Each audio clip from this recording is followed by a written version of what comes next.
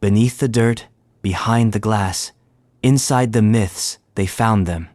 Objects that shouldn't exist. Civilizations no one remembers. Tools too advanced. Messages never deciphered. This isn't a list of things we understand. It's a graveyard of explanations that never arrived. These are the 30 discoveries that shattered timelines, rewrote history, and whispered one unsettling truth. We don't know nearly as much as we think we do. You're not here for answers. You're here for the questions that won't let go. Welcome to 30 shocking discoveries that changed history forever. Let the unraveling begin. Before we dive headfirst into the unexplained quick question, where in the world are you watching from, and what time is it right now? Midnight in Manila? 3 a.m. in Ohio? Whatever the hour, if mysteries like these keep you up at night, you're in the right place. Hit that subscribe button, turn on notifications, and join a growing community of night thinkers, time wanderers, and truth seekers. Now, let's get uncomfortable. Shagir idol. Deep in the Ural Mountains, where the moss clings like secrets and the trees whisper like old priests, a peat bog gave up its prisoner. Dug out in 1894 by gold prospectors, men looking for wealth and finding something older than greed, they unearthed a tall, haunting sculpture of larch wood, its body covered in jagged zigzags, its face long and unsmiling. It looked like it had been made by someone not quite human, or perhaps by someone more human than we are willing to admit. Measuring over 5 meters in its full form, the Shagir idol is the world's oldest known wooden sculpture, some 12,000 years old, give or take 1,000 winters. Let that number settle in. It predates Stonehenge. It predates the Egyptian pyramids. It predates agriculture in many parts of the world. It predates writing, metal, and probably the invention of the wheel. This thing was made by hunter-gatherers, not farmers. No cities, no armies, just people with stone tools, obsidian blades, and apparently an incredibly complex sense of symbolism. The peat bog saved it. That acidic soup of decaying plants and stagnant water somehow kept the larch from rotting away, pickling it like a pagan relic in a mason jar. Most wooden artifacts from this deep in prehistory are gone, returned to the soil they came from. But not this one. The idol stood stubbornly in the muck for over 100 centuries, outlasting the gods that came after it. Its surface is covered in a system of symbols, zigzags, chevrons, straight lines, and abstract humanoid faces stacked like spiritual totems. They're etched deep, as if the artist wanted to make sure no one misunderstood what this thing was trying to say. The problem is, no one has any idea what it's saying. One face, then another, a torso, then a cascade of jagged V-shapes, then another face. The pattern repeats, but not like a language, more like a code. Some scholars think it's a kind of mythological narrative, ancestral spirits, perhaps, or cosmic events. Others think it's a warning, or a map, or a prayer. Or maybe it's just a tree that wanted to be more than a tree. The idol's original length was even taller than what survives today. Over time, bits of it broke off, handled, mishandled, neglected in museums, passed around like a curiosity. Soviet archaeologists tried to reassemble it, but like so many artifacts from the old world, it had already lost parts of itself that no amount of glue or academic guessing could restore.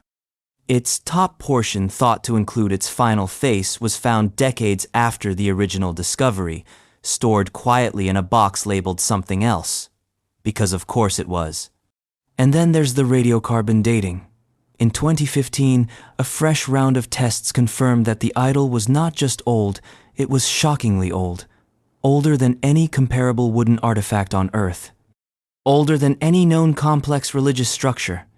It pushed back the timeline of symbolic art and spiritual expression by thousands of years.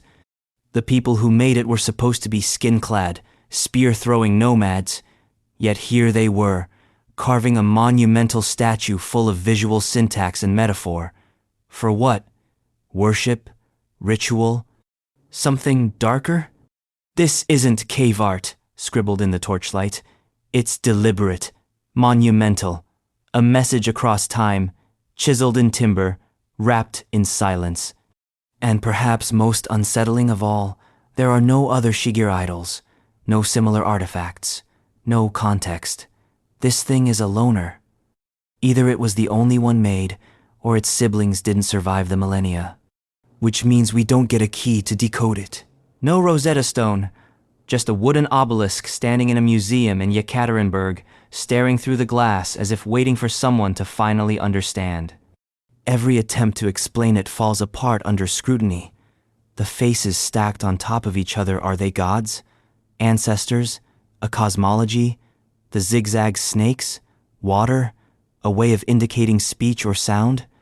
Some have compared the design to totem poles, others to tattoos, others to early forms of cartography. But all of them are guesses. Educated ones, sure, but guesses wrapped in the language of confidence. A few fringe theorists, naturally, go further. They whisper about lost civilizations, prehistoric cataclysms, forgotten technologies. The shagir idol becomes a relic from a time before memory, a survivor of some Atlantean-like collapse. Most archaeologists roll their eyes at this, but their own theories aren't that much less speculative. The truth is, we know next to nothing. The people who carved it left no other record, just this one haunting message carved in wood, marinated in mud, and delivered into our era like a ghost. Perhaps that's why it unsettles so many. It's a reminder that we don't know our own past, that even in the Stone Age, there were mysteries and people who wanted to be mysterious.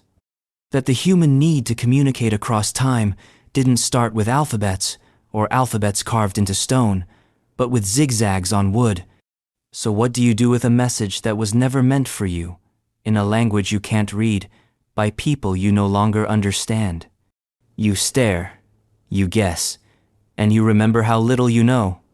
But the shagir idol, as lonely as it seems, isn't the only artifact that doesn't want to explain itself. In fact, it may have some friends in bronze 12-sided, hollow, weird little enigmas strewn across the former Roman frontier and nowhere else. Roman dodecahedra. Somewhere in the misty fields of Belgium, a farmer unearths an object. Not gold, not pottery, not the bones of some forgotten soldier.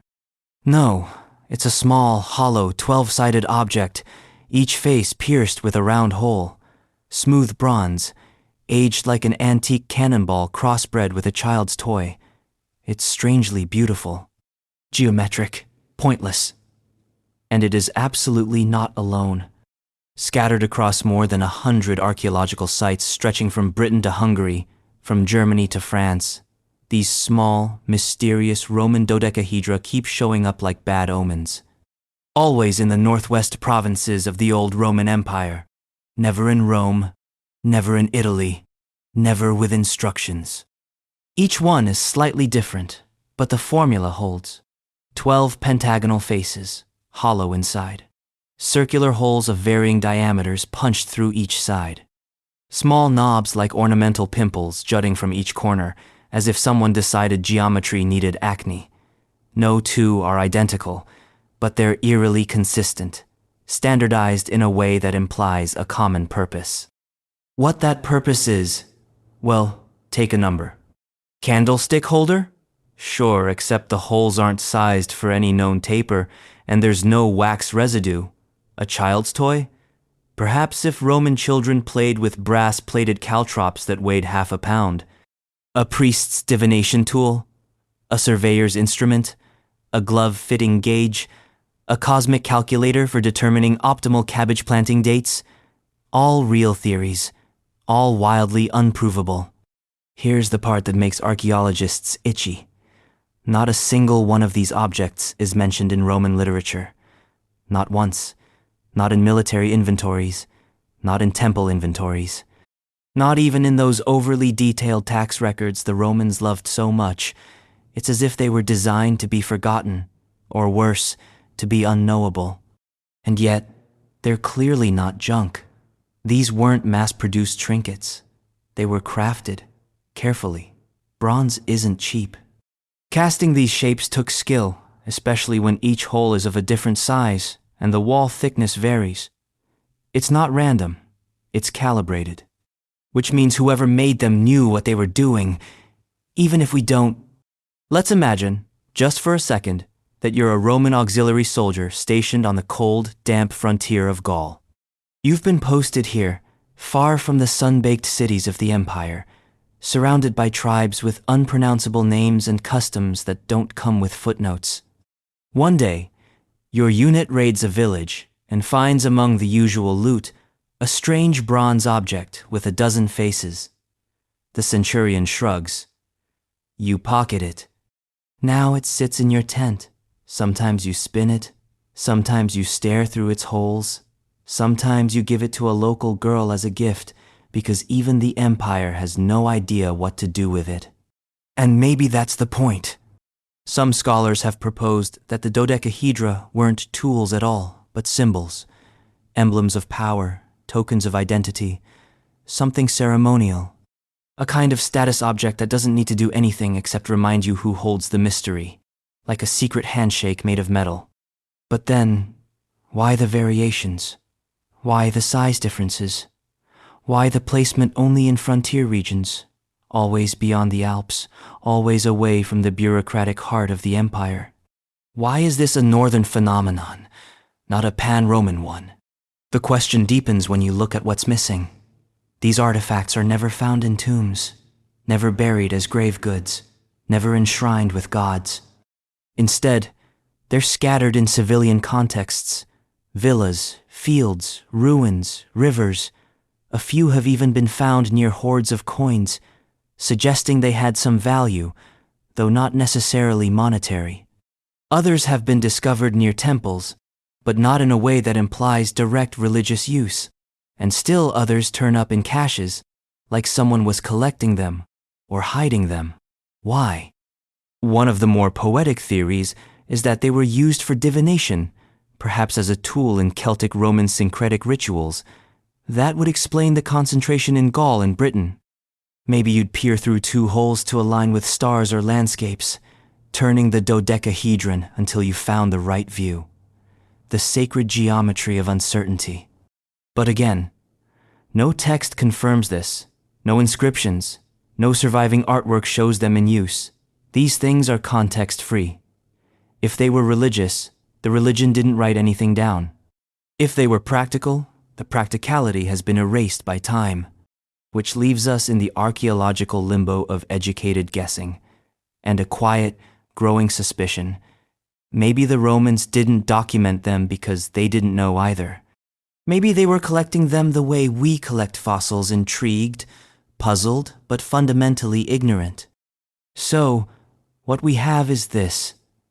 Dozens of objects, all shaped like platonic solids, all unearthed in places Rome never quite tamed, all made with care, all left behind with no explanation. They don't speak, they don't align, they just exist. And the silence is deafening. Because it suggests a culture within a culture, a shadow practice, a forgotten custom, a ritual too regional or too strange to be canonized, a kind of material ghost haunting the corners of empire. Or maybe they were just cabbage gauges, but probably not. Of course, if you want a mystery that stares right back at you, not in bronze, but in fired clay, then you'll need to travel south, to Crete, to a small disk buried in ash and ambiguity, stamped with symbols no one can read and theories no one can bury. Phaistos disk. It's 1,908-inch Crete, and an Italian archaeologist is sweating through layers of volcanic dust in the ruins of a Minoan palace. He's probably dreaming of gold or gods. What he finds instead is a clay disk, just shy of 16 centimeters across, burned orange by time and fire. At first glance, it looks like a decorative coaster. At second glance, it looks like a joke. But then your eyes adjust, and it becomes something else entirely. Spiraling inward in a perfect labyrinth of symbols, the Phaistos disk is an object so anomalous it breaks categories. It is, to this day, one of the only known Bronze Age artifacts made with a kind of primitive movable type, tiny carved stamps impressed into wet clay, long before Gutenberg ever dreamed of printing Bibles. Each symbol is crisp, almost smug, like it knows you'll never figure it out, because no one has. Not for over 3,500 years. There are 241 tokens on the disc, arranged in a spiral, as if the message wanted to lure your mind inward, like Theseus chasing the Minotaur. The symbols repeat human heads in feathered crowns, hands, shields, fish, flowers, birds, arrows, and abstract shapes that seem halfway between a pictograph and a corporate logo. They're grouped in clusters, separated by lines, giving the illusion of words, or maybe sentences, or maybe spells. The temptation is immediate. It looks like writing. It smells like writing. But if it's writing, it's the loneliest script in history. Nothing else like it has ever been found. No translation key. No bilingual inscriptions. No children's versions. No wall carvings. No graffiti.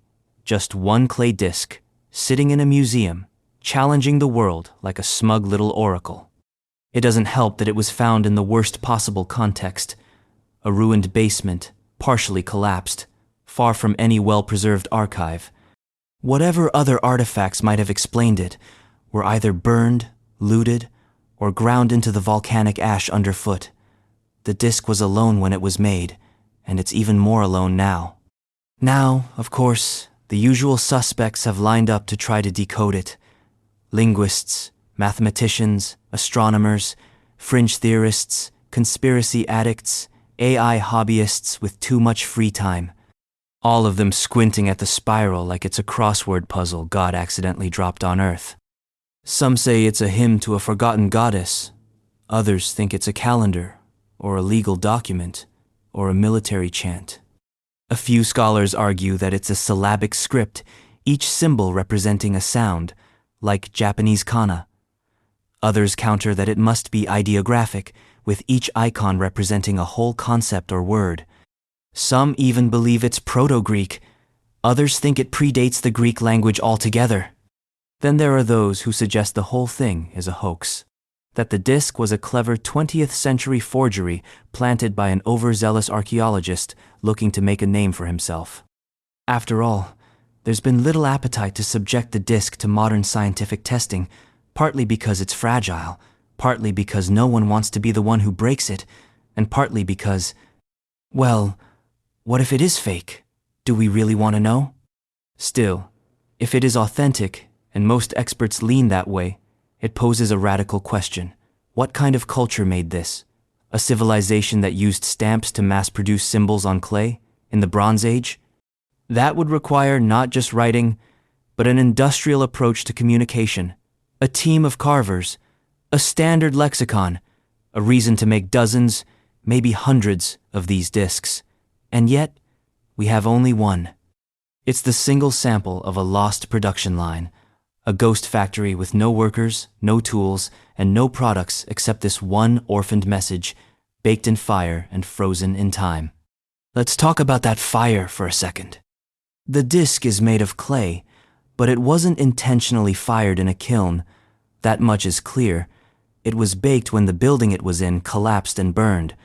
That accident preserved it, hardening the disc permanently. Otherwise, it would have crumbled long ago. In other words, we only have the phaistos disc because of a catastrophe, a misfire of history. And what we're left with is the literary equivalent of a scream muffled by centuries, a message whose sender and receiver are both long dead. The only thing left is the medium itself, and a room full of modern scholars playing telepathic telephone across time. If you think about it, the phaistos disc isn't just unreadable, it's aggressively so. It invites interpretation while denying all conclusions. It dares you to crack it, then laughs in your face when you try. It's a cipher without a key, a riddle with no answer, a question you're not meant to ask.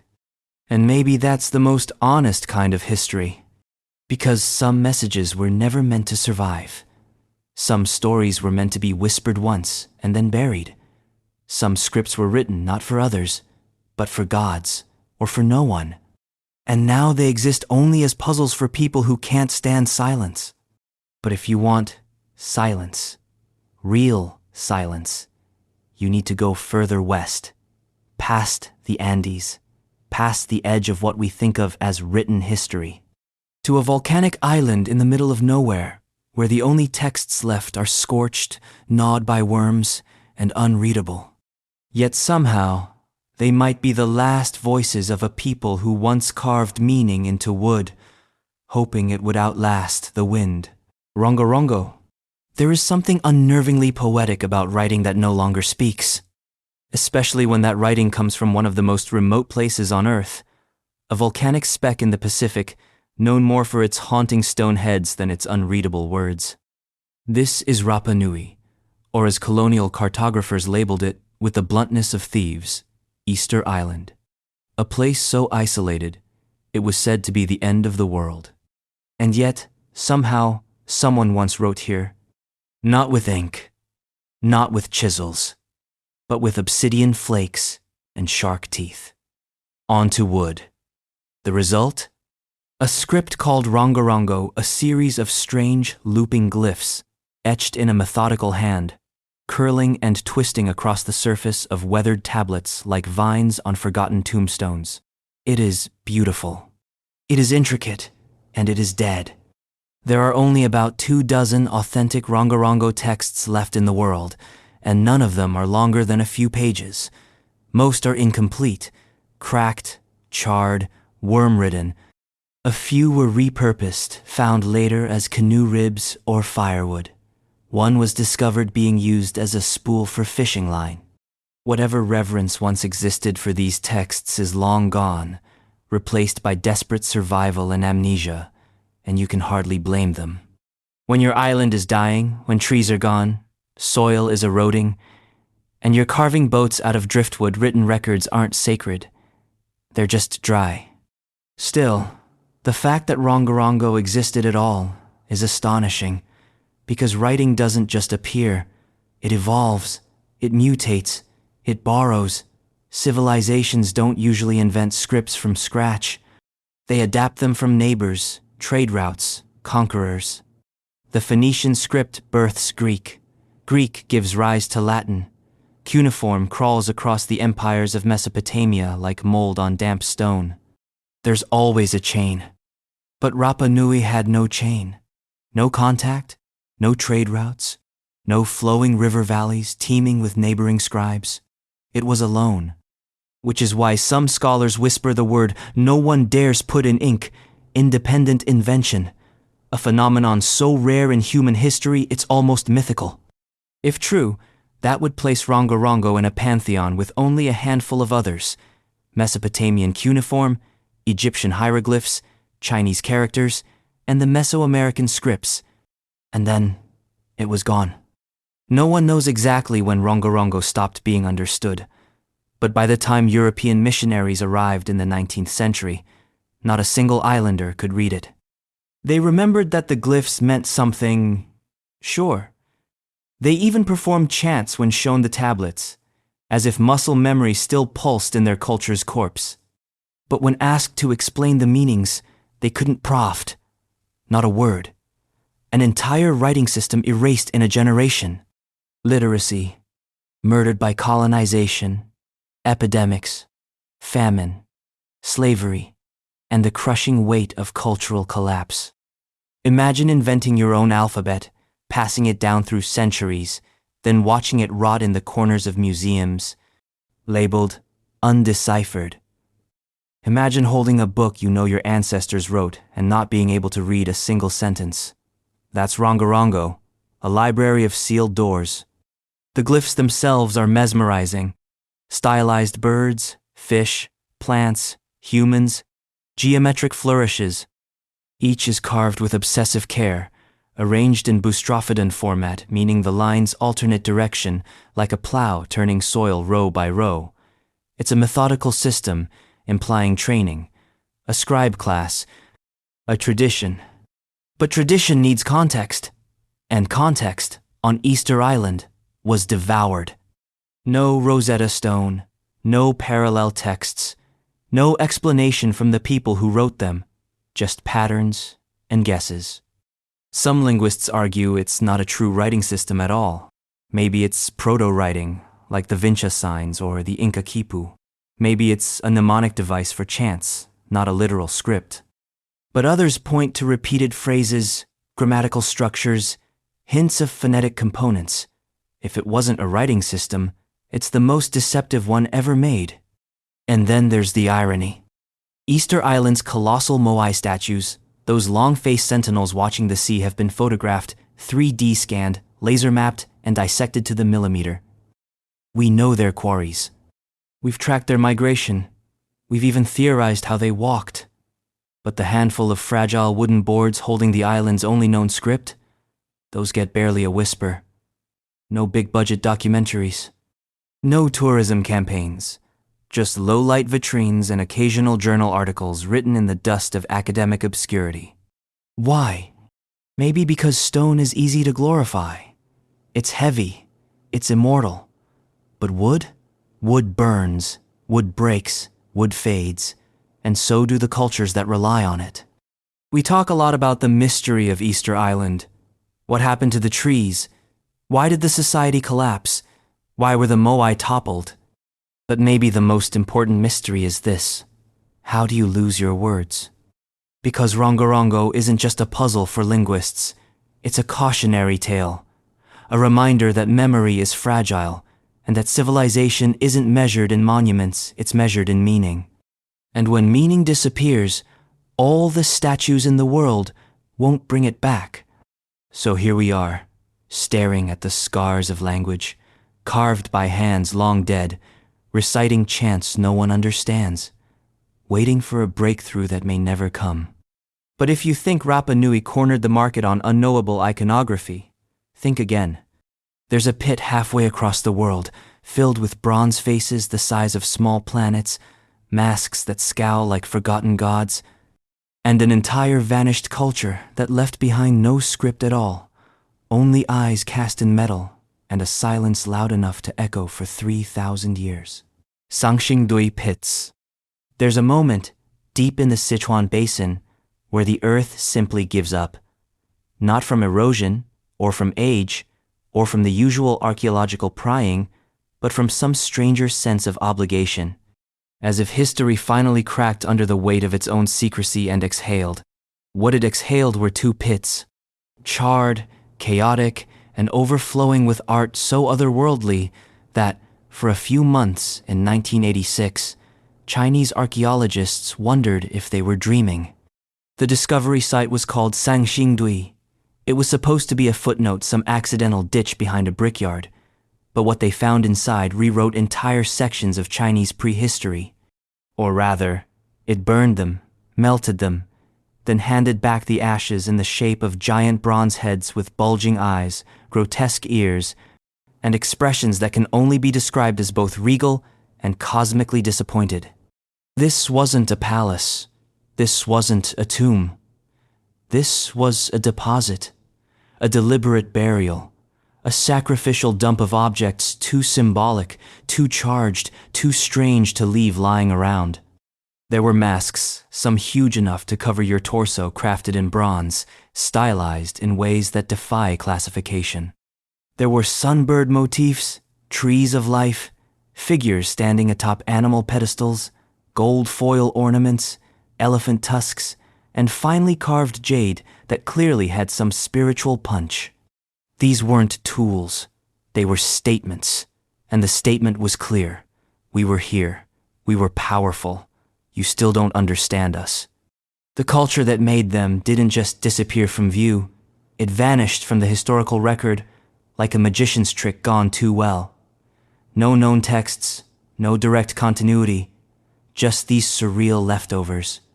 It's as if a civilization flared into being, burned hot, and was extinguished, leaving behind the emotional equivalent of a cryptic goodbye note written in molten metal. It wasn't supposed to be this way. Bronze Age China already had its neat little narrative. The Shang dynasty, the first historically documented rulers, left behind oracle bones, bronze vessels, and a bureaucratic obsession with ritual. The party line said they were the first. But Sanxingdui doesn't care about your party line. It doesn't fit. Chronologically, it overlaps the Shang. Culturally, it's a different galaxy. The Shang bronzes were functional, symmetrical, and covered in text. The Sanxingdui bronzes, asymmetrical, maximalist, expressionist even. These weren't vessels for wine. These were masks for gods, or monsters, or both. Consider the bronze trees towering fractal sculptures with curling branches, birds perched like omens, and dragons twisted around trunks that look like nightmares trying to become religion. What were they for? No one knows. Were they ritual altars? Cosmic diagrams? Proto-theatrical set pieces? Maybe they weren't for anything. Maybe function is the wrong question. Maybe this was how a lost civilization screamed into the void. The faces are the hardest to shake. Some are humanoid, some are not. One has wide-set eyes that protrude so far from the skull they look surgically altered. Others have vertical pupils like snakes. Their mouths are thin, almost disdainful. And they're big, much larger than any actual head, too large to wear, which begs the question, were these masks for humans, or for gods, or for something else? Some of them look like they're watching you. And yet, all of it. Every last artifact was broken, burned, deliberately. There was no collapse, no looting. This wasn't war. It was ritual. Someone, at some point, decided that everything made by this culture needed to be ceremonially destroyed and buried, not lost, not discarded, decommissioned, like a spaceship being dismantled after a failed mission. Then came 2021. Fresh digs, more pits, more madness. The new discoveries only deepen the mystery. Additional faces, even more stylized. Ivory carvings, exotic materials, hybrid creatures whose symbolism remains sealed, but still no writing. No burial sites, no definitive evidence of who these people were. They're like shadows that refuse to cast bodies. Some scholars link Sanxingdui to the ancient state of Shu, mentioned fleetingly in later records. But this is thin glue, speculation wearing a name tag. The culture had technology, trade routes, artistic vision, a cosmology, but no descendants willing or able to tell their story. And so the masks stare from their glass cages in the museum, frozen mid-expression, halfway between rage and revelation. You can't help but wonder what they were used for. Ceremonies? Possession rituals? Did someone wear them and speak as a god? Or were they just avatars, proxies of things too powerful to approach directly? But here's the bitter punchline. Maybe they weren't made for us to understand. Maybe the people of Sanxingdui weren't trying to tell the future anything. Maybe they weren't worried about being remembered. Maybe they assumed we wouldn't be here. And maybe that's why their artifacts feel so unsettling, because we're eavesdropping on a private conversation between a vanished people and their vanished gods. Still, if you want a mystery that's even rounder, smoother, and somehow more absurd, then it's time to head down to Costa Rica. There, in the humid embrace of the jungle, hundreds of granite spheres sit scattered like punctuation marks left by a civilization that forgot to write the sentence. Deciphered stone spheres. In the river valleys and jungles of southern Costa Rica, the ground is dotted with silence. Not the absence of sound, but a kind of sculpted hush, polished and deliberate. You're walking through the overgrowth, machete in hand, when you nearly trip over a perfect sphere. Then another, then another. Some are the size of grapefruits, others are as large as pickup trucks. None of them roll, none of them speak. They just sit, as if waiting for someone very specific, from a very different century, to return and claim them. These are the stone spheres of the Deciphered Delta, one of the least explained and most geometrically smug archaeological enigmas on Earth. There are over 300 of them, carved from solid granodiorite or gabbro, polished smooth, with an accuracy that sometimes makes modern engineers wince. Some are nearly 2.5 meters in diameter and weigh up to 15 tons. They were moved, they were arranged, they were buried. They were even placed atop mounds or aligned in straight lines, triangles, and, occasionally, rows pointing nowhere in particular. Who made them? The short answer? The ancestors of the Dikis culture, a pre-Columbian society that flourished between about 700 and 1500 CE. The longer answer? We don't really know, because by the time the Spanish arrived, the people who carved these monuments were already gone. What little oral history survived had nothing to say about them, which, of course, just makes them louder. They weren't discovered in the romance of a lost jungle temple. They were found by the United Fruit Company in the 1932nd, while clear-cutting the rainforest to make room for bananas. As bulldozers tore through the foliage, they began to uncover dozens of these orbs, half buried in soil, sunken like forgotten eyeballs into the land. At first, the workers assumed they were natural. Then they tried to move one. It didn't go well. Some of the stones were dynamited because apparently, if you don't understand something, the best thing to do is blow it up. Others were rolled away to be garden decorations for wealthy plantation bosses. A few were smashed just to see if gold was hidden inside. There wasn't. The damage, as always, was irreversible. Even today, many of the spheres no longer sit where they were originally placed. Archaeologists struggle to reconstruct their alignments, their patterns, their context. The puzzle has been scrambled intentionally, casually, and for profit. And yet, some group of people, hundreds of years ago, carved and moved these things with technology that had no metal tools, no wheels, and no pack animals. Let that sink in. They quarried volcanic boulders, transported them across uneven terrain, and shaped them into nearly perfect spheres using only hand tools, likely stone hammers, and painstaking abrasion. Then they polished them, positioned them, oriented them, aligned them. For what? There are no inscriptions, no gods named, no texts explaining their function, no known symbolic system they plug into. Unlike Egyptian obelisks or Mayan stelae, the spheres offer no story. They are pure form, intent distilled into geometry. Some think they were markers territorial, astronomical, political. Others imagine they were ceremonial, perhaps used in rituals, now lost to time and flame. Maybe they represented the sun, or fertility, or ancestors, or something we no longer have the vocabulary to name. Some even believe they were placed in alignment with celestial events, solstices, equinoxes, lunar standstills, but the dislocation of so many spheres makes this difficult to confirm. Others, more romantically or more recklessly, suggest the spheres had magical powers, that they sang, that they healed, that they were navigational beacons for sky gods or ancient aliens.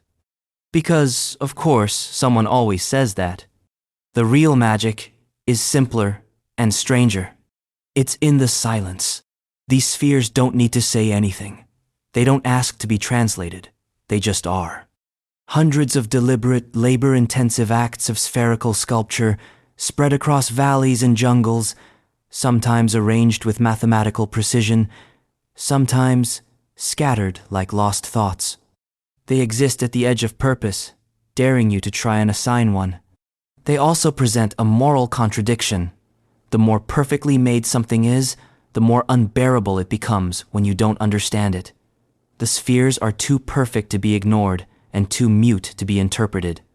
It's the ultimate ancient prank. A message composed entirely of punctuation marks. And unlike so many other ruins, there's no sense of collapse here. No burnt layer, no signs of conquest, just disappearance. The people who made them either left or died, and whatever meaning the spheres carried didn't survive them. Maybe it was never meant to.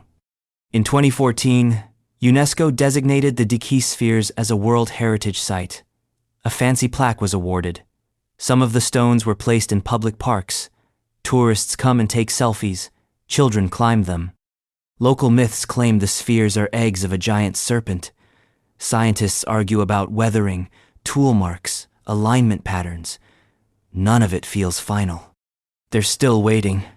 Still sitting. Still perfect. But if you want something even less cooperative, something so massive it can't even be seen properly from the ground, then you'll need to fly, not high. Just enough to look down on a desert where the ancient inhabitants laid traps, not for animals, but for your understanding. Lines you can't follow, shapes you can't quite decipher, and an architectural logic that only makes sense if you abandon reason altogether. Desert kites. It starts like this. You're standing in the middle of the desert, not looking for anything in particular.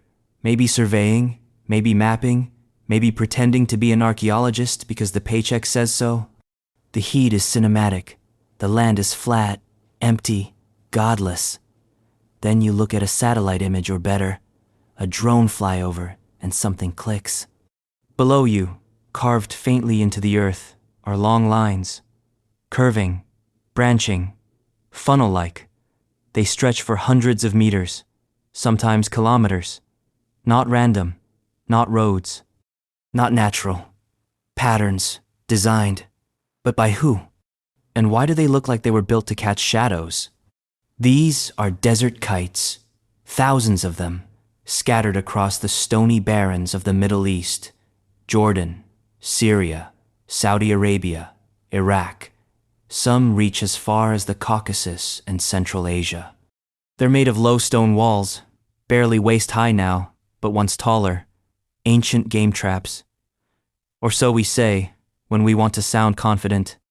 The name kite comes from early aviators who, in the 1922nd, saw these shapes from the air and thought they resembled children's toys. V-shaped structures with two long arms leading to an enclosed head. They're elegant, geometric, abstract art on a planetary scale. The desert's own version of line drawings, except these were not made for fun. These were made to kill, or maybe worship, or maybe neither. Let's start with the default theory: mass hunting. The idea is deceptively simple. Herd animals, gazelles, oryx, wild asses were driven into the narrow end of the kite by coordinated human effort. The wide arms funneled the animals inward, where they were trapped, slaughtered, or maybe held for later, like ancient corrals. The logic is there. Ethnographic parallels exist. The design works. You can run animals into a trap if you have enough people and enough panic. But here's the problem. Most desert kites are so massive, some over 2 kilometers across, that they would have required enormous coordination. We're talking hundreds of people, possibly more. These aren't backyard hunting blinds. These are industrial-scale death machines, which raises the question, who organized this? Who led it? What kind of social structure do you need to carry out this level of operation, over and over? Because there are thousands of these kites. Not dozens, not hundreds, thousands, across multiple regions, cultures, and centuries. Built by people with no written language, no metal tools, no wheels. Some date back to the Neolithic. That's over 9,000 years ago, before pyramids, before cities, before history had editors. That kind of repetition, that consistency, implies more than just hunting. It implies a worldview, a belief system, a ritual. Some scholars now argue that the kites weren't just utilitarian, they were symbolic, that the act of trapping animals en masse may have carried religious weight, that the kites weren't just slaughter funnels, but sacred geometry, a choreography between humans and animals that mirrored celestial movements, or power structures, or myth. Others point to the lack of butchery evidence. Many kites contain no animal bones at all. That's odd. considering their supposed function as mass kill sites. Where did the remains go? Were they cleaned up? Were they never there? Or were the kites never used as we imagine? Another possibility. The kites were territorial markers, massive displays of control over the land. A message to other groups: we own this space, and we have the coordination to manipulate herds. In that interpretation, the kites become less about meat and more about dominance, politics in stone. Then again, maybe the bones are just gone, eroded, stolen, eaten. Maybe all of these theories are wrong in the exact same way, by assuming we can understand people who didn't leave us instructions. What we do know is that building a desert kite isn't a solo act. It takes time, labor, vision. These weren't opportunistic structures. They were planned, strategized. Some are found near ancient settlements, but many are not. Some cluster together in groups. Others stretch into the horizon like they're pointing at something. A star, a migration route, a god. It's easy to romanticize, to see these patterns as signs of deep intelligence, ancient genius, lost wisdom, and maybe they are. But maybe they're also proof of something simpler and far stranger. That thousands of years ago, across a brutal landscape, people were willing to move stones for reasons we no longer recognize. They thought about the land differently, thought about animals differently, thought about space differently. And now, we're left with patterns that resemble intention but resist translation. You can't see a desert kite from the ground. Not really. The stones are low. They disappear into dust and scrub. It's only from above, from the height of birds, satellites, or drones that the structure reveals itself. In that sense, they're messages not for people walking through them, but for something watching over them. Gods? Ancestors? The stars? Whatever the intended audience, it's clearly not us. But we can't stop looking, because the moment you see a desert kite, you start seeing them everywhere. And once you do, the desert stops feeling empty. It starts feeling haunted, laced with invisible traps. Of course, if you really want to feel trapped physically, psychologically, spiritually, then you need to go underground, to an island sanctuary carved from rock, where the air itself seems tuned to a frequency not meant for casual visitors, a place that hums at 110 hertz and doesn't echo so much as vibrate inside your skull. Ħal-Saflieni hypogeum acoustics. You don't stumble across the Ħal-Saflieni hypogeum. It doesn't reveal itself in the open like a ruin. You don't see it from the road, or from above, or from a convenient museum brochure. You descend into it down a narrow stone shaft, like slipping into a thought you weren't supposed to have. It's hidden beneath a residential neighborhood in Paola, Malta. Quiet street, modest houses, a grocery store nearby. You wouldn't know you're standing atop one of the oldest underground temples in the world. And once you're inside, it gets weirder. Because this is no ordinary prehistoric structure. This is not a pile of rocks politely holding together across the ages. This is architecture.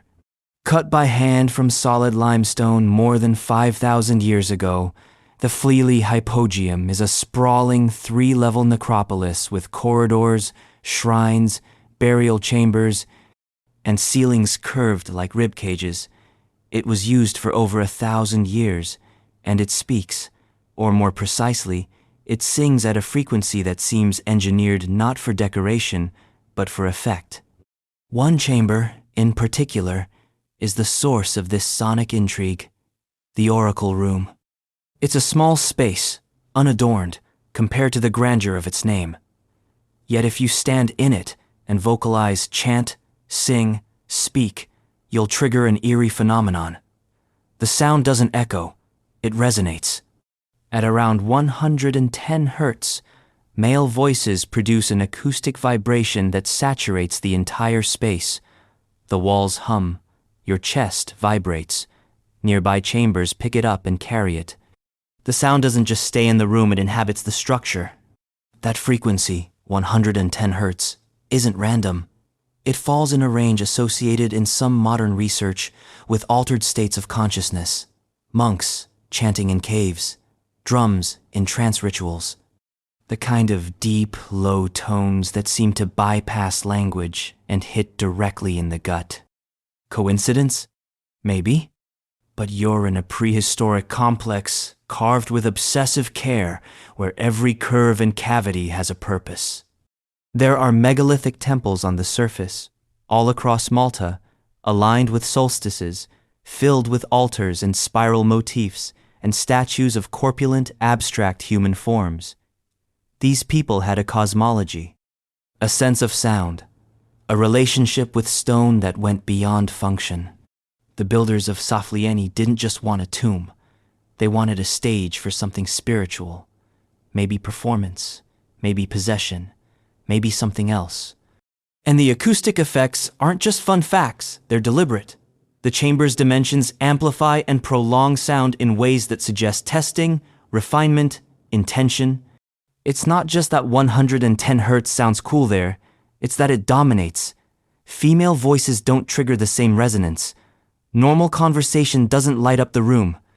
Only deep male tones, chants, drones, sacred sounds awaken the architecture. Which leads to uncomfortable questions.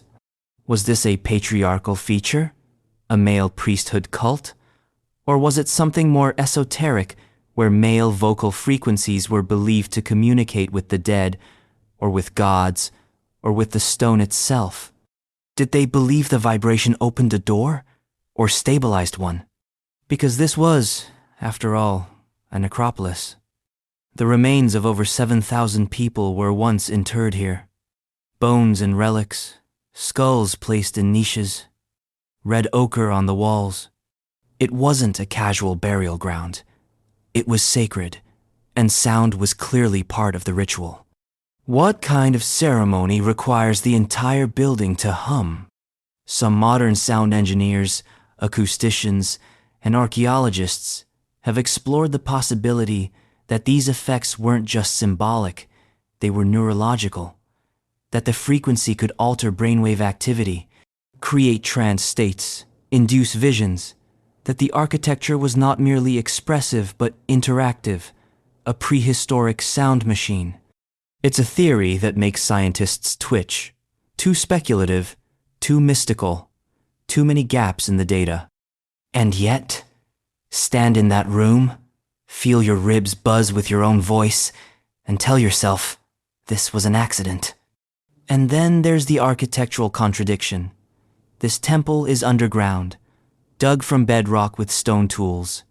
No light, no air circulation, no access to the stars, to the sun, to anything you'd associate with traditional spiritual spaces. Why go down to speak to the divine, unless the divine lived below?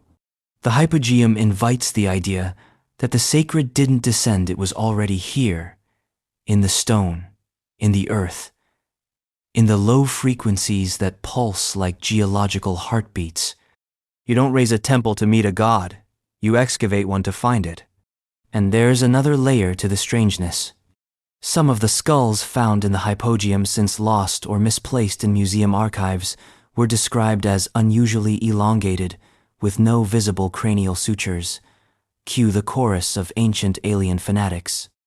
They love this place, love the acoustics, love the missing bones, but maybe it's weirder to assume these were simply humans doing something we've forgotten how to do. Listen. Not for music, not for messages, but for meaning. Today, the site is closed off to most visitors. The humidity from breath alone threatens to destroy the paint, the carvings, the resonance. Only a few are let in at a time. Voices are kept low. And the oracle room, once the heart of a vibrational ritual, now mostly hears tourists whispering, "Is this it?" It isn't.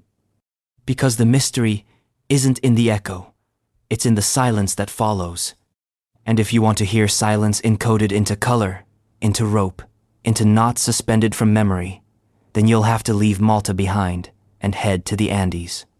There, you'll find a system that spoke with strings, counted with loops, and may have recorded names, stories, and secrets we've never been able to unravel. Quipu, quipu, high in the Andes, under the chill of thin air and the weight of collapsed empires, hangs a riddle made of string. It does not look impressive. There are no golden temples, no towering statues, just cords. Dozens, sometimes hundreds, of hanging, knotted cords tied in patterns that seem more obsessive than ornamental. This is the quipu, or quipu, if you're feeling phonetic, a device once used by the Inca and their predecessors to, well, that's the question, isn't it? What did they do with these things? The official answer is accounting, the safe answer. The one academics have favored for years. Quipus were record-keeping tools. Calculators, essentially, made of knotted cotton or camelid fiber, designed to store numerical data. Tied knots in base 10 groupings, color-coded for categories, census, tribute, agriculture, you name it. A bureaucratic string bean counter. And it's true, to an extent. The math checks out. Scholars have decoded the numeric system units, tens, hundreds, thousands, all neatly arranged along the primary and subsidiary chords. Certain quipus clearly tracked quantities. How many llamas? How much corn? How many workers in a village? It's dazzlingly efficient when you think about it. A non-literate civilization managing an empire with string-based spreadsheets. But then, some quipus break the pattern. They don't just encode numbers.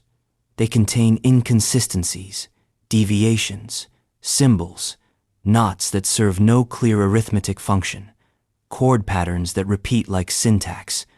Some scholars began to wonder, what if these weren't just ledgers? What if they were language? Now you're in dangerous territory. Because if quipus are language, if they encode not just numbers but words, names, ideas, then that means we've been staring at an entire written tradition in disguise.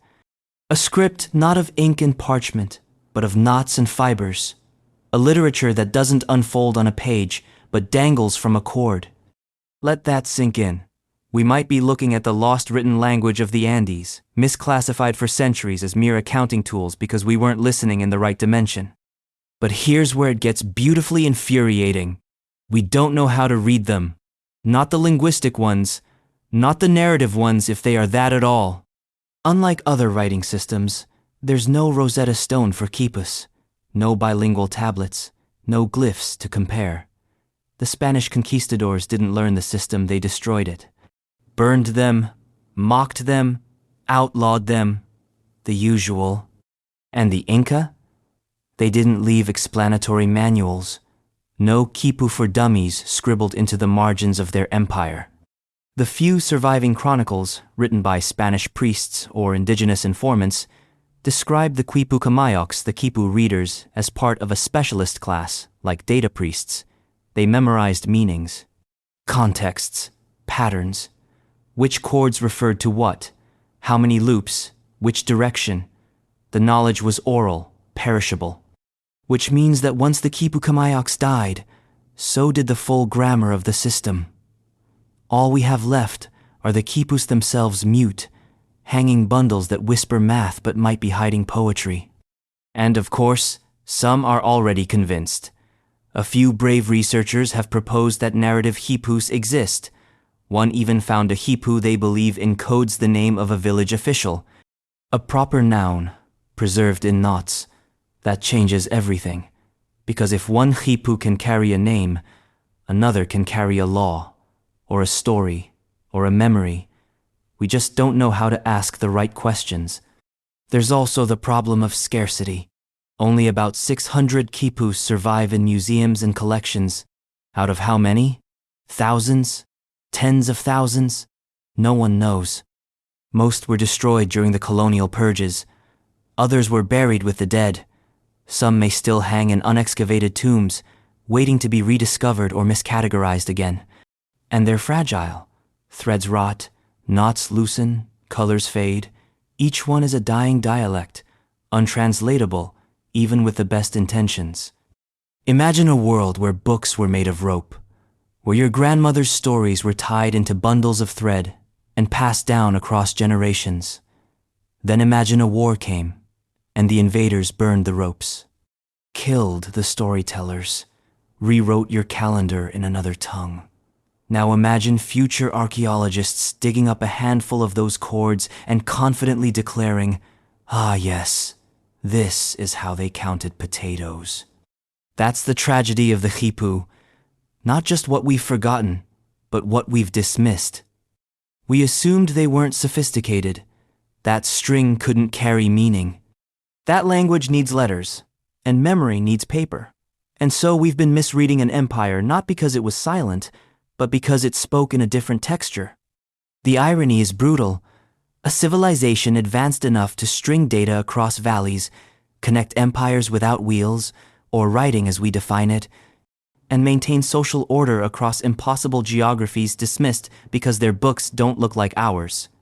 So the next time you see a quipu behind glass, with its careful twists and colorful chords, don't ask what it counts. Ask what it remembers. Ask who died without telling you how to read it. Ask what language would look like if it didn't look like language. And if you still believe that meaning can only live in ink, then you haven't seen the oldest symbols carved into clay pots in a Balkan village 7,000 years ago. Symbols that might be writing, or just dreams pressed into wet earth. Either way, they'll be happy to remind you how long humanity has been trying and failing to explain itself. Vinca, Tartaria signs. Before the pyramids, before Stonehenge, before the wheel, the plow, and even the concept of history had hardened into a timeline, there were people sitting by fires in what is now the Balkans, scratching symbols onto clay. Not random doodles. Not decorative flourishes, but signs. Repeatable, systematic, oddly disciplined, like language on the brink of becoming itself. And then nothing. No books, no follow-up, no decoding. Just these fragments, pulled from Neolithic ruins and burial pits, staring up at us with that same unnerving message: you're too late. These are the Vinca symbols, sometimes called the Tartaria signs, depending on whether you're holding them gently in a museum or throwing them into the bonfire of European archaeology's greatest discomforts. They date to around 5,304,000 BCE. That's older than Sumer, older than Egypt, older than any civilization we've traditionally credited with inventing writing. But of course, that's where the argument begins. Because no one can agree on what the Vinca symbols are.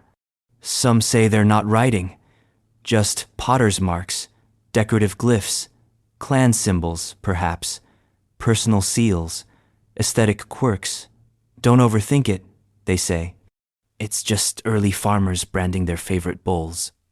But then you realize, the same marks, little crosses, lines, chevrons, spirals, reappear across dozens of sites.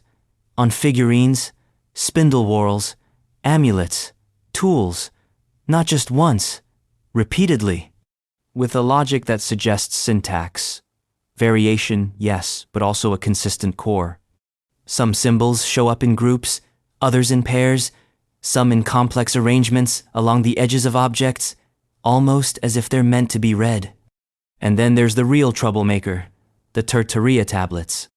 Discovered in 1961-inch Romania, these 3 small clay pieces became the flashpoint for the debate. One is a disc, covered in carefully etched symbols, crosses, hatchings, what looks like a stylized tree, a ladder, maybe even a stylized human figure. Another tablet resembles a small book.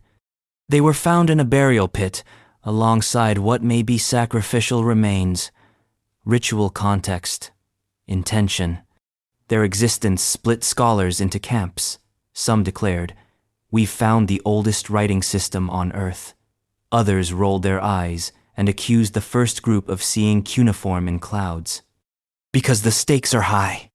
If the Vinca symbols constitute true writing, then the entire history of literacy shifts. It no longer starts in Mesopotamia, it starts in southeastern Europe, with ceramic makers and river valley villagers, with people we never taught ourselves to admire, which might be part of the resistance.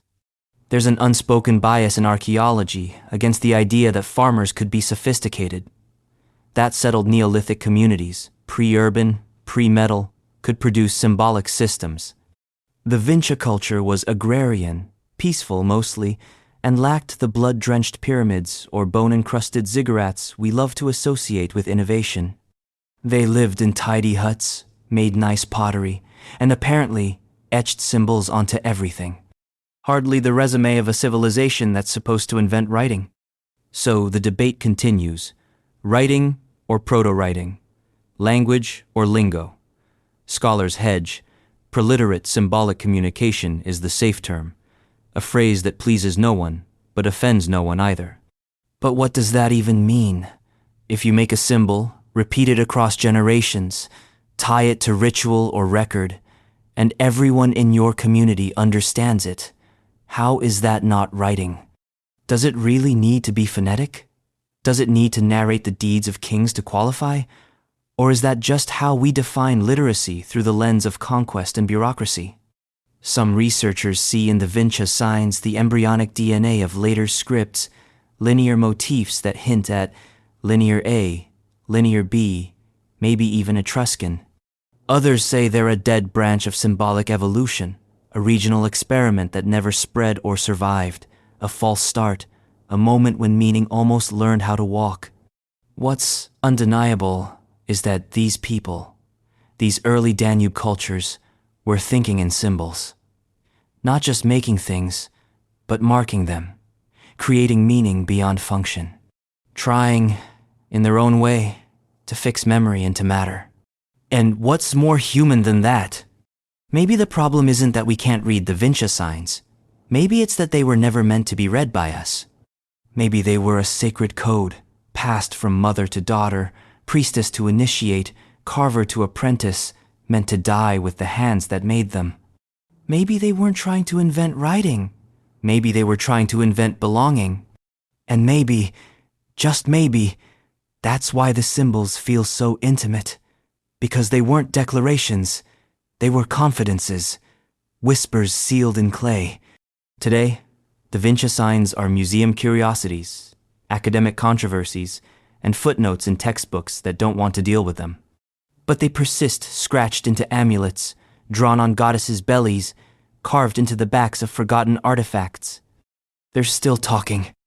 And if you want to see what happens when ancient people go from scratching symbols onto things to carving entire staircases into the seafloor somewhere between geology and architecture, you'll need to dive underwater. Off the coast of Japan, in murky currents and disputed theories, sits a submerged structure that asks, how much of human history is simply waiting for the tide to recede? Yonaguni Monument. First, the water is blue, then green, then shadow, then something else, something shaped like intention, but smoothed by the hands of current and time. Off the southern tip of Japan's Ryukyu Islands, near Yonaguni, divers in the 1982nd stumbled upon a structure that should not exist. It looked architectural, not natural, not entirely. Massive terraces, flat plains, sharp angles, staircases that descend into nothing, a formation buried under 25 meters of Pacific Ocean, preserved in silence and controversy. Welcome to the Yonaguni Monument, or, depending on whom you ask, a very awkward rock. At first glance, it seems obvious. The formation resembles a stepped pyramid. Massive stone blocks, sharp 90-degree corners, rising and falling levels like the ruins of an underwater ziggurat. There are what appear to be wide platforms, fluted columns, corridors, even something that looks suspiciously like a road leading into it. Divers called it the Atlantis of Japan, because of course they did. But here's where the fun starts. No one can agree if humans made it. To many geologists, it's natural.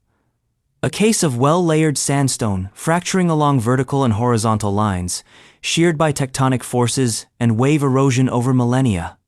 Nature has a habit of tricking us. Pareidolia, the tendency to see patterns where none exist, doesn't stop at cloud animals. It works underwater too. And from this view, the Yonaguni structure is just a geological optical illusion. Nothing to see here. Move along. But to others, divers, amateur archaeologists, and a few credentialed heretics, this is something else entirely. Not just because of the structure itself, but because of what's missing. The formation doesn't look like it collapsed from erosion, it looks like it was shaped, carved, as if someone intentionally flattened its planes, smoothed its surfaces, carved steps, aligned platforms. Or tried to. Some point to tool marks, others to carvings. One area features what's been described as a megalithic face, a block with what might be human features. Another stretch seems to show a series of semicircular depressions in a row, interpreted by believers as seats, or altars, or basins. None of these interpretations hold up well under scrutiny. But then again, neither does the official narrative. Because the deeper mystery isn't whether the monument is man-made, it's how old it would have to be if it were. Here's the kicker. Yonaguni has been underwater for at least 10,000 years. That's before the Jomon period. Before Japan had organized settlements. Before rice farming. Before pyramids. Before most things, actually. If this was a human-made structure, it would date back to the late Pleistocene. That is, the Ice Age. And that breaks history. It would imply a seafaring culture in East Asia capable of large-scale stone architecture long before any known civilization had reached that point. A civilization we have no record of. No texts, no tools, no graves, no art. Just this, a drowned staircase that may or may not be a staircase. Most archaeologists don't buy it. The official stance is geological formation, full stop. But then again, official stances once said Troy was a myth, that Neanderthals didn't have art, that humans arrived in the Americas 13,000 years ago, and not a moment earlier. History, it turns out, is built on the ashes of previous certainties. And then there's the human instinct, to build where the land tells us to build, to shape what is almost symmetrical into something that is. Think of Göbekli Tepe. Think of the Kokno stone. Think of the thousands of places where nature set the stage and humans filled in the lines. Yonaguni could be one of those, a hybrid site. Nature as blueprint, humanity as editor. Of course, the lack of physical evidence above water doesn't help. No known ruins on Yonaguni itself, no ceramics, no carbon-dated tools, no skeletons. And without that, the debate defaults to photographs and sonar scans, blurry GoPro footage, and the imaginations of anyone willing to squint. Each side accusing the other of bad faith, blind spots, or intellectual arrogance. But even in its ambiguity, the monument haunts. Because it reminds us of something we don't like to admit. We've lost more than we've found. The sea levels were lower once, dramatically so. Much of what ancient humans built, if they built anything grand, is now underwater, and we have barely scratched the ocean floor. Our oldest cities might be reefs now, our myths might be drowned facts, and we, the supposed apex of understanding, are stuck trying to read stone stairs beneath the waves. In the end, whether the Yonaguni monument is an artifact or an accident matters less than the question it keeps asking: what else is down there?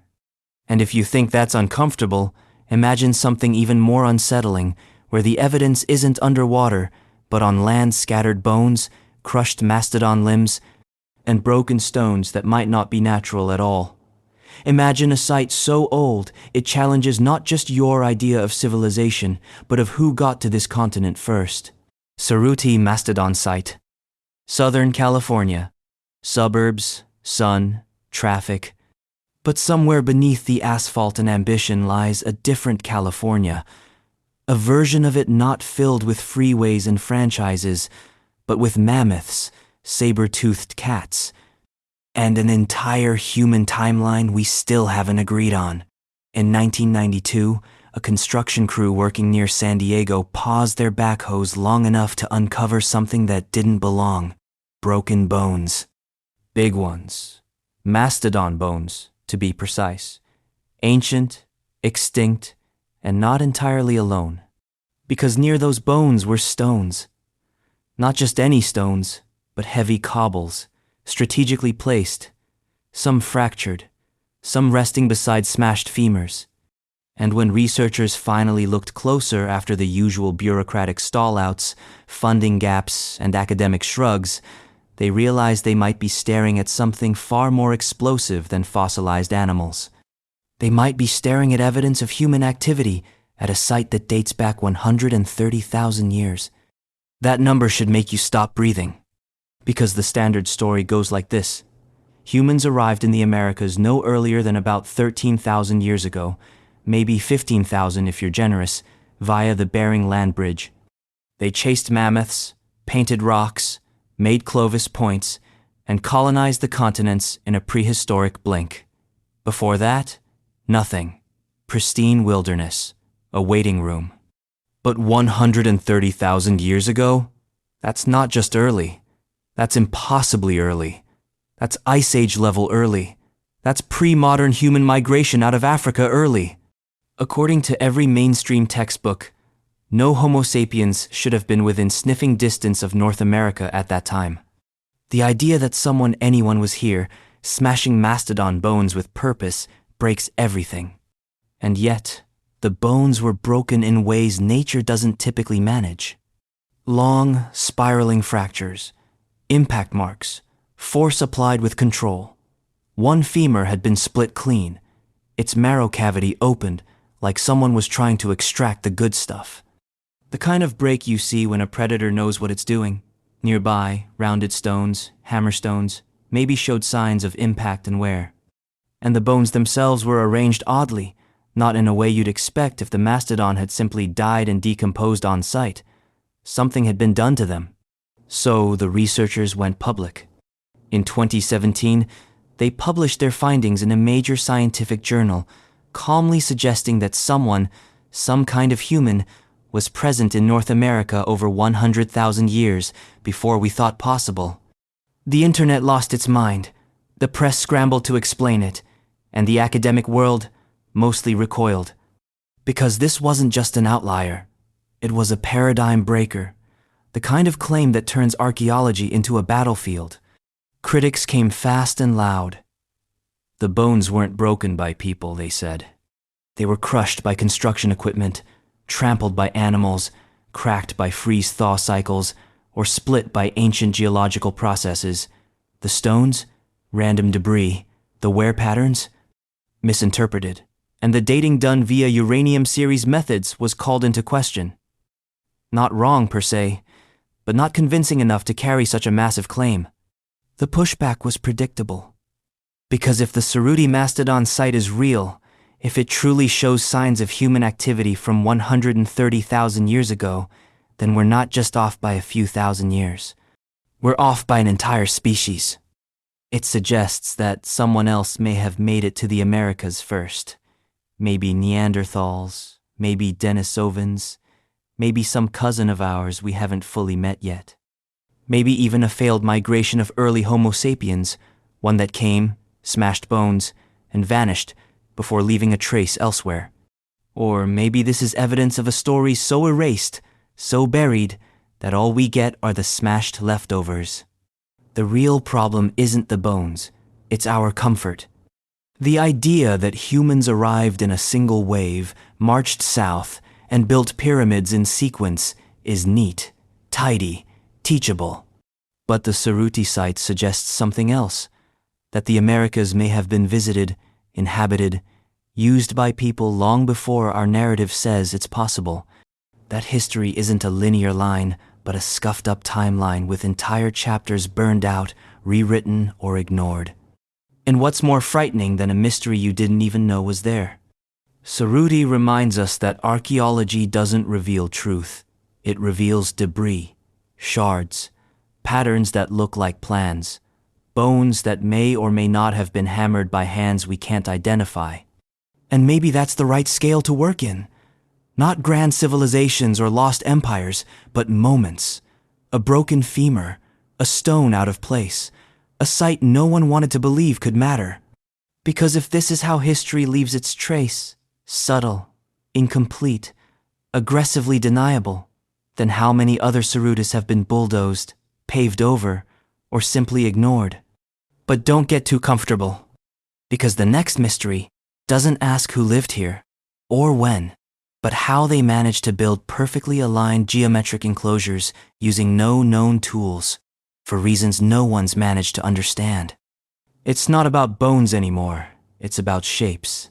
Vast, earthbound shapes drawn in sacred symmetry visible only from the sky and incomprehensible even from there. Hopewell, earthworks. You don't find them on accident. Not really. From the ground, they're almost nothing. Subtle mounds, slight ridges in a meadow, a gentle curve in the earth that your feet forget 5 steps later. But from above, from the air, from drone footage, from satellite imagery they sharpen, they resolve into geometry, into intention, into a kind of land-drawn precision so exact, so improbably perfect, it looks like something designed by someone with an architect's mind and a god's patience. Welcome to the Hopewell earthworks, a network of colossal geometric enclosures built across ancient Ohio by a civilization so enigmatic, even its name is a placeholder. These weren't cities. They weren't forts. They weren't farms. They were designs. Massive circles, octagons, squares, and serpentine pathways made of piled earth, raised meters high, stretching across kilometers of land. Some are so large, they can only be fully seen from the sky, an impossible perspective for the people who built them. Which is just the first problem. The Hopewell culture, named after a 19th century landowner whose farm just happened to sit atop one of the sites, is believed to have flourished between 100 BCE and 500 CE. That's well before Viking boots hit North American soil, before the Aztecs, before the rise of Cahokia. They left no written records, no known language, no monumental stonework, just earth. Earth, shaped into cosmic precision. The Great Octagon earthworks, for example located in Newark, Ohio, consist of an octagon and a circle, connected by parallel walls. Each side of the octagon measures nearly 200 meters. The alignments? Astronomical. Specifically, they track the lunar standstill cycle, a rare event where the moon reaches its maximum and minimum rise points every 18.6 years. Let that sit in your chest for a moment. They were tracking the moon with dirt. This is not a small thing. You don't casually discover the 18.6-year lunar standstill unless you're paying very close attention. That kind of knowledge implies generations of sky watching. A priesthood, perhaps. Astronomers without telescopes.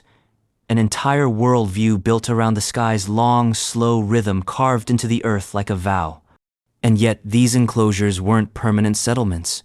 No houses, no granaries, no workshops. So if they weren't for living, and they weren't for farming, and they weren't for defense, what were they for? The default answer? Rituals. That safe, catch-all term archaeologists use when nothing else fits. Ceremonial complex.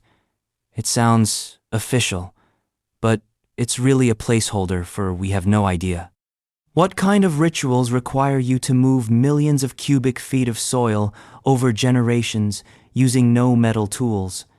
What kind of belief system motivates a population to spend centuries carving geometry into forests, building with symmetry that rivals modern architecture, but leaving behind no temples, no thrones, no monuments to their leaders?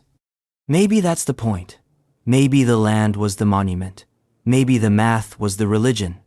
The precision is undeniable. Some earthworks measure circles with radii within inches of perfection. Angles are aligned to cardinal directions. Distances between enclosures are measured in repeating units, like a forgotten metric system. The builders understood geometry, scale, alignment without metal, without writing, without wheels. And then there's the Great Serpent Mound, a sinuous, winding earthwork in the shape of a coiled snake, stretching over 400 meters. It's often grouped with the Hopewell, though its exact origin is debated. The serpent appears to be swallowing an egg, or perhaps birthing it. The alignment? Again, astronomical. The head points toward the summer solstice sunset. The coils line up with lunar events. It's not just a snake, it's a calendar. But calendars don't usually require 20 tons of dirt. So, what were they really doing? Maybe they were mapping the cosmos onto the land, bringing heaven down to earth, encoding time into soil, turning ritual into architecture. Or maybe they were creating pilgrimage routes. Ceremonial corridors meant to be walked in procession, geometry as experience. Then again, maybe the forms themselves were the message. The circle, the square, the octagon, each shape a sacred symbol, a cosmological code, language without letters. And just as suddenly as they appeared, the Hopewell culture vanishes from the archaeological record. No conquest, no clear collapse. The earthworks are abandoned, overgrown, forgotten, rediscovered centuries later by European settlers who promptly leveled many of them for farmland, railroads, and housing developments. Because nothing says progress like bulldozing a 2000-year-old lunar observatory to build a strip mall. Today, only fragments remain. Some protected, some still being mapped, some still buried under suburban sprawl. But the mystery endures. Because the Hopewell didn't build for function. They built for meaning. They moved the earth to speak to the sky.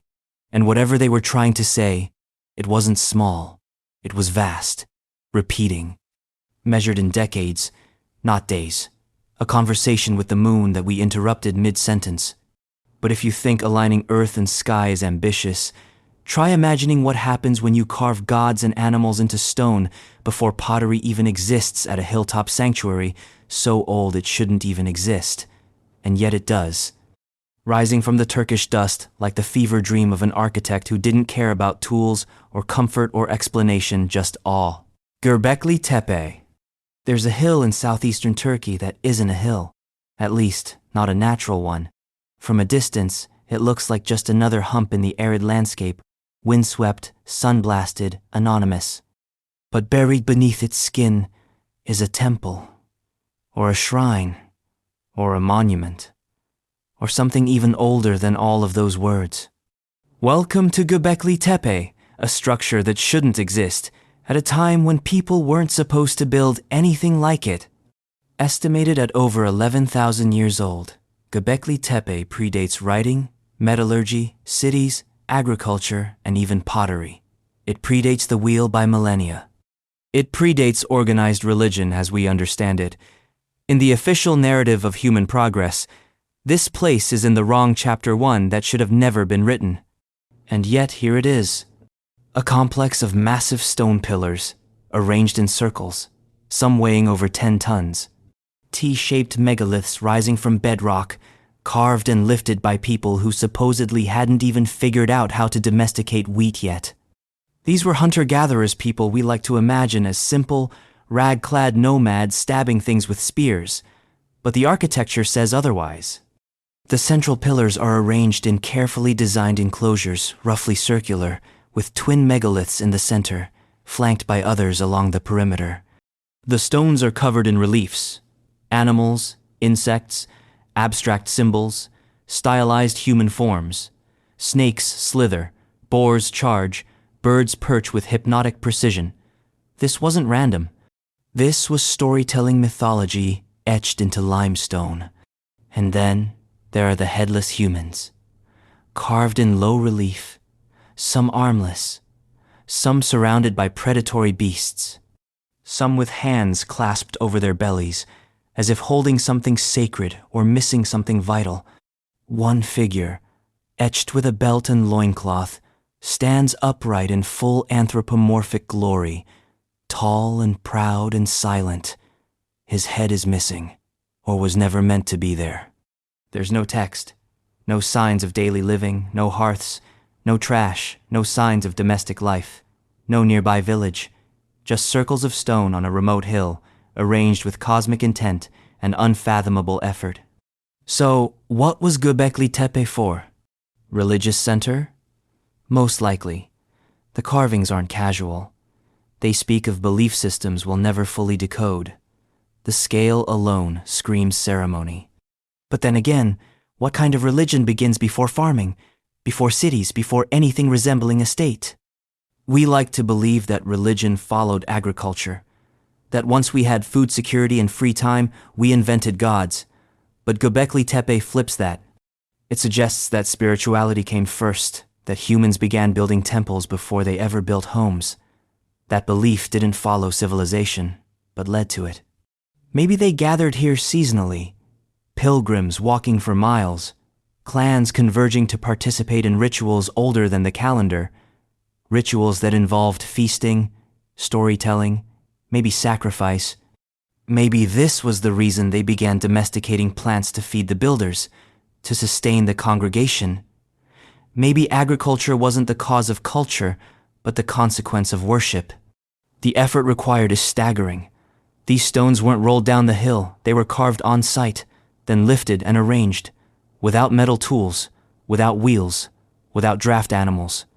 The logistics alone imply leadership, organization, and shared belief. You don't build Göbekli Tepe by accident. You build it because you need to. And then they buried it. Yes, after centuries, perhaps even millennia of use, the site was deliberately backfilled, not vandalized, not abandoned, carefully covered with layers of debris, buried on purpose. As if closing a book, as if sealing something in. Why? Was it fear? Reverence? A theological upgrade? No one knows. But the act wasn't casual. It was ceremonial in itself. A farewell. And Göbekli Tepe isn't alone. Nearby hills conceal similar structures still being excavated. There may be dozens more. It's possible we've only uncovered a fragment of an entire prehistoric spiritual complex. But the deeper we dig, the stranger it gets. The site is older than the idea of sites.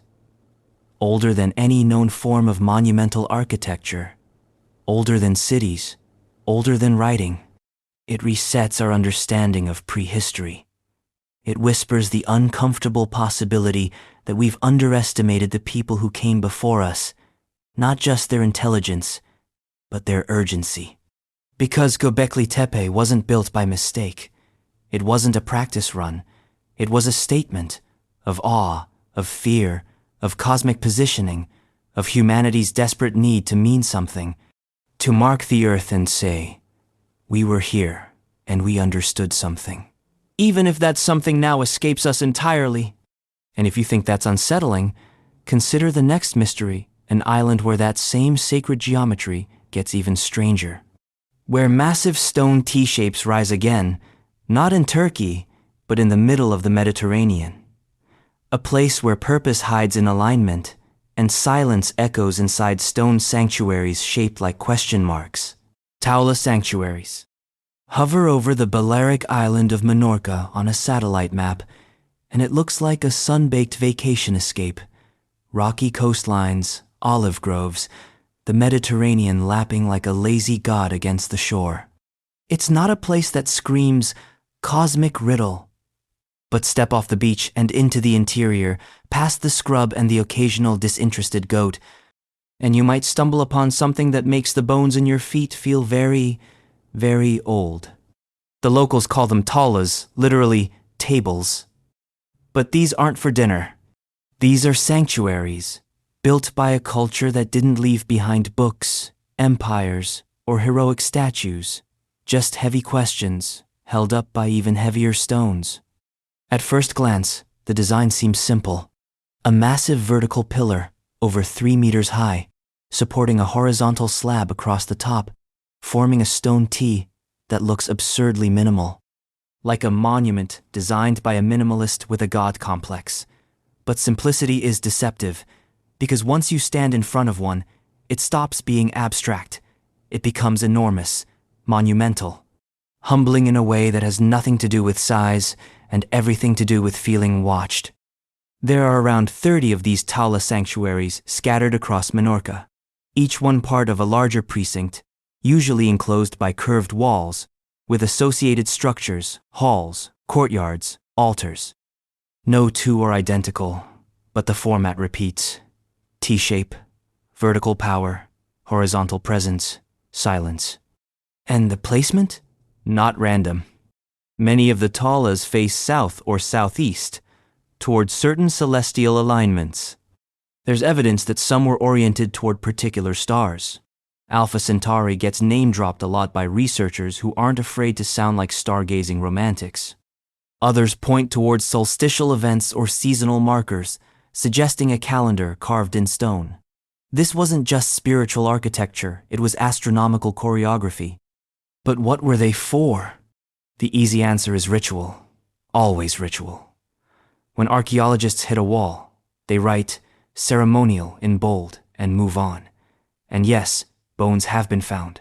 Animal bones, mostly. Sometimes in neat piles near the base of the talas, sometimes spread in ways that suggest deliberate placement, not feasting, offering. But offering to whom? Here's where it gets weirder. The culture responsible for the talas, often lumped into the broader Talaiotic civilization, left no writing, no icons, no obvious deities carved into stone. No pantheon etched in granite, just the T-shaped monoliths, standing mute. And if you're hoping they're shaped like humans, or symbols, or metaphor, you'll be disappointed. They're too clean. Too blank. They resist anthropomorphism. They feel more like conduits than statues, like antennae tuned to something we no longer hear.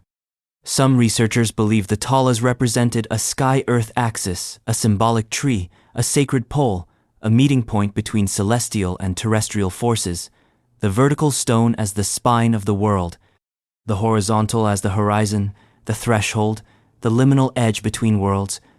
Others propose they were healing sanctuaries, that people came here for medicine, not myth. That rituals of restoration were performed in the presence of these stones, possibly involving trance, chanting, or even blood. It's speculative, of course, but it would explain the atmosphere. Because talas don't feel like temples. They feel like operating rooms for the soul. And then there's the matter of the design itself. Why a T? Not a cross, not a circle, not a pyramid or a dome, a single line intersecting another, upright and defiant. It doesn't mimic nature. It doesn't even mimic mythology. It's architectural abstraction centuries before anyone thought to sketch blueprints. You can't help but wonder, did the builders know what they were making? Or were they repeating something, an older form, a handed-down shape whose meaning was already half forgotten but still sacred? Was the T a message? A memory? A geometric spell? Whatever it was, it worked. The stones still stand. Thousands of years later, unmoved by weather, war, or tourism, they refuse to fall. And then there's the silence. Taula sites are quiet, not just because they're remote, or rural, or fenced off by the occasional disinterested heritage board, but because they feel quiet. As if they were built not just to host sound, but to absorb it. The acoustics are uncanny. Some chambers echo, others swallow noise whole. Speak near one, and your voice comes back smaller, like something's listening but not interested in replying. In many cases, the sanctuaries are adjacent to Talaiots megalithic watchtowers that resemble prehistoric lighthouses. These too are enigmatic, their function debated. Fortresses? Observation posts? Community centers? Or just more architecture written in a grammar we no longer speak? The irony is thick. We live in an age obsessed with broadcasting tweets, posts, billboards, megachurches. But the people of the talas made structures that do not explain themselves. They do not command. They invite or challenge. Because maybe that's what belief looked like before theology, before scripture, before the gods had names. Maybe it was just shapes, alignments, presence. Maybe you didn't pray, you just stood there, beneath a horizontal stone, feeling the sun hit your face at exactly the right angle, once a year, and knew that something was watching, or waiting. And if that thought doesn't sit still in your chest, then prepare for the next mystery. A set of figurines carved from clay, their eyes wide, their heads long, their arms cradling babies or tools, or nothing at all. Some look human, others don't, and none of them are saying what they were supposed to be. Ubaid, lizard figurines. The figurines are small, humble, cracked in places, baked from clay that no longer remembers the hands that shaped it. But once you see them, really see them, you'll understand why they won't leave the room. Or your head, because they don't look human. Not quite. They look like something halfway between myth and misstep. Long faces, slitted eyes, scaled textures, elongated heads. Heads that stretch past the limit of anatomy. Some have thin torsos, some cradle infants. Some sit upright in rigid postures, their hands delicately gripping staffs or resting on swollen bellies. These are the so-called Ubaid lizard figurines, uncovered from prehistoric layers of southern Mesopotamia. They belong to the Ubaid period, a time that predates the Sumerians by centuries, maybe millennia, depending on which trench you're digging. A time before ziggurats, before cuneiform, before the mythologies of gods and kings began to congeal into text. And yet, here they are, statues shaped by hands that wanted to say something and left us only the message without the translation. Archaeologists, trying not to sound too unsettled, categorize them as stylized anthropomorphic figures, which is a very polite way of saying, we have no idea what the hell these are. They've been found across several Ubaid sites, Eridu, Ur, Al-Ubaid itself, buried in domestic layers, near temples, in settlements that were supposed to be simple. These were agricultural communities, mud brick houses, irrigation ditches, the beginnings of settled life. Nothing fancy, nothing alien. And yet these figurines exist. Let's be clear, they were not mass-produced toys. Each is slightly different. The proportions are deliberate. The postures are ritualistic. The eyes are always large and forward-facing. Reptilian, amphibian, something-ian. The heads are elongated, sometimes with headdresses or helmets. They hold things, or nothing. They sit in poses that imply roles: mother, priest, ruler, servant. The detailing is meticulous, especially for an era where pottery and tools were still in their Neolithic adolescence. So what do they mean? The safe answers come first: fertility symbols, ritual objects, deities, totemic figures, all the usual suspects. The mother figures with swollen bellies must symbolize childbirth. The staffs might indicate authority. The infant cradling ones, probably goddesses of life. That's the institutional answer. But it misses something obvious. Why the reptile faces? Why, in the heart of early human civilization, before written language, before standing armies, before history had a spine, were people sculpting humanoid creatures with elongated skulls, scaly faces, and vacant stares? There's no mythology from later Sumerian texts that describes lizard gods, no pantheon member listed as he who slithers, no epic poems about reptilian priestesses blessing the harvest. The Ubaid culture left no written record, no creation myth, no Rosetta Stone, just these figurines, one of the few windows into a worldview that's since been bulldozed by time.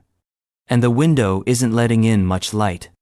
Some theorists, you can guess which kind, point to these figurines and immediately shout, extraterrestrial.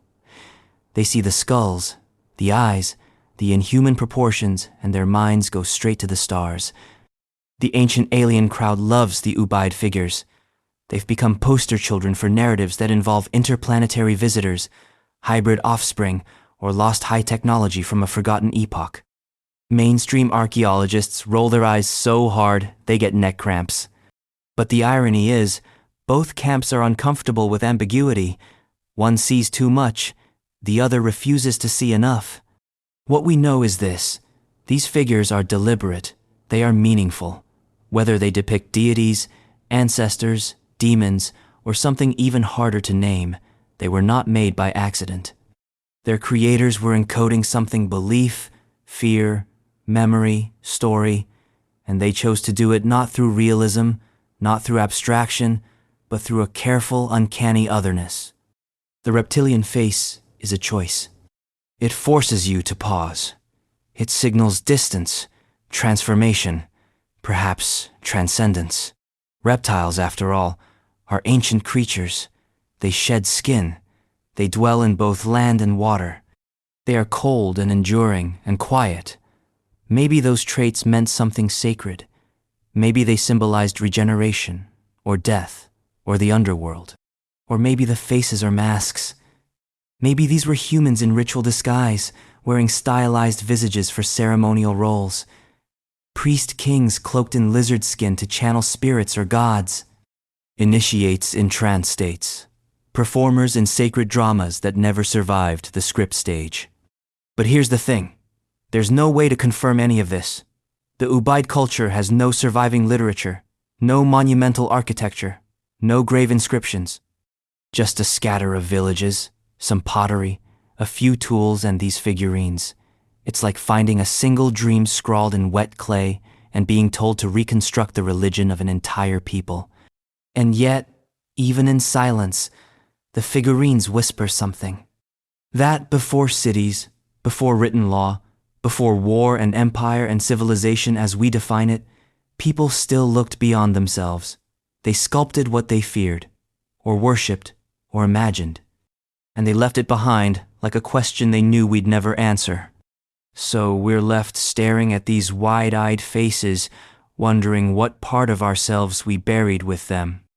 And if these figurines raise the unsettling idea of identities we'll never recover, the next mystery raises something even more destabilizing.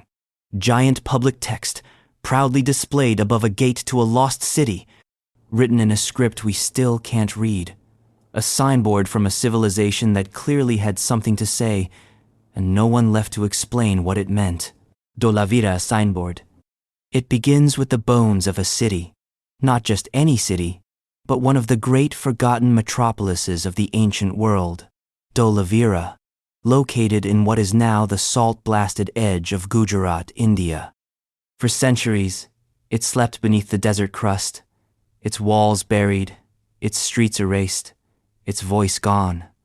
But when it finally spoke, it did so not with a whisper, but with a sign. A signboard, to be exact.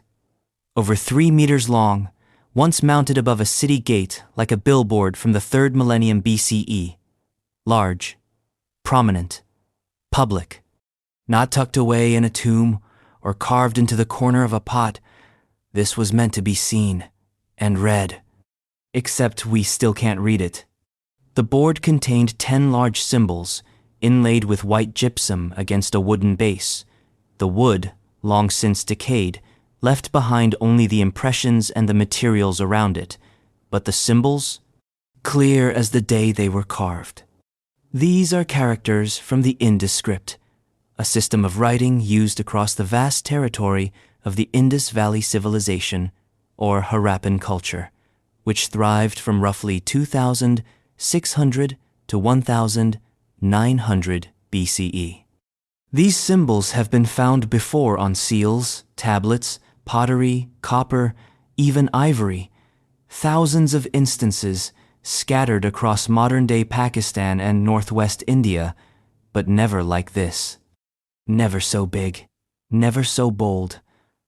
This was a statement. This was someone saying, "Here is who we are." And we still have no idea what they meant. The Indus script remains one of archaeology's most stubborn enigmas.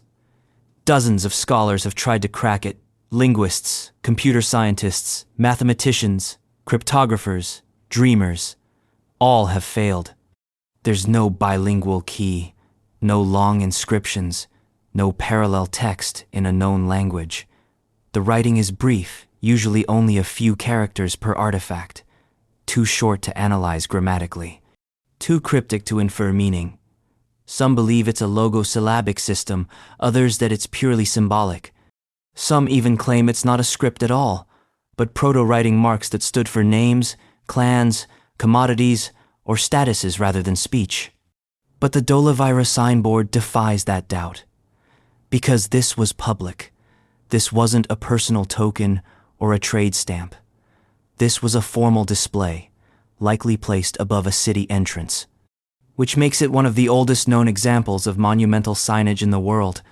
Ask yourself, what kind of society puts a script on public display unless they expect it to be read?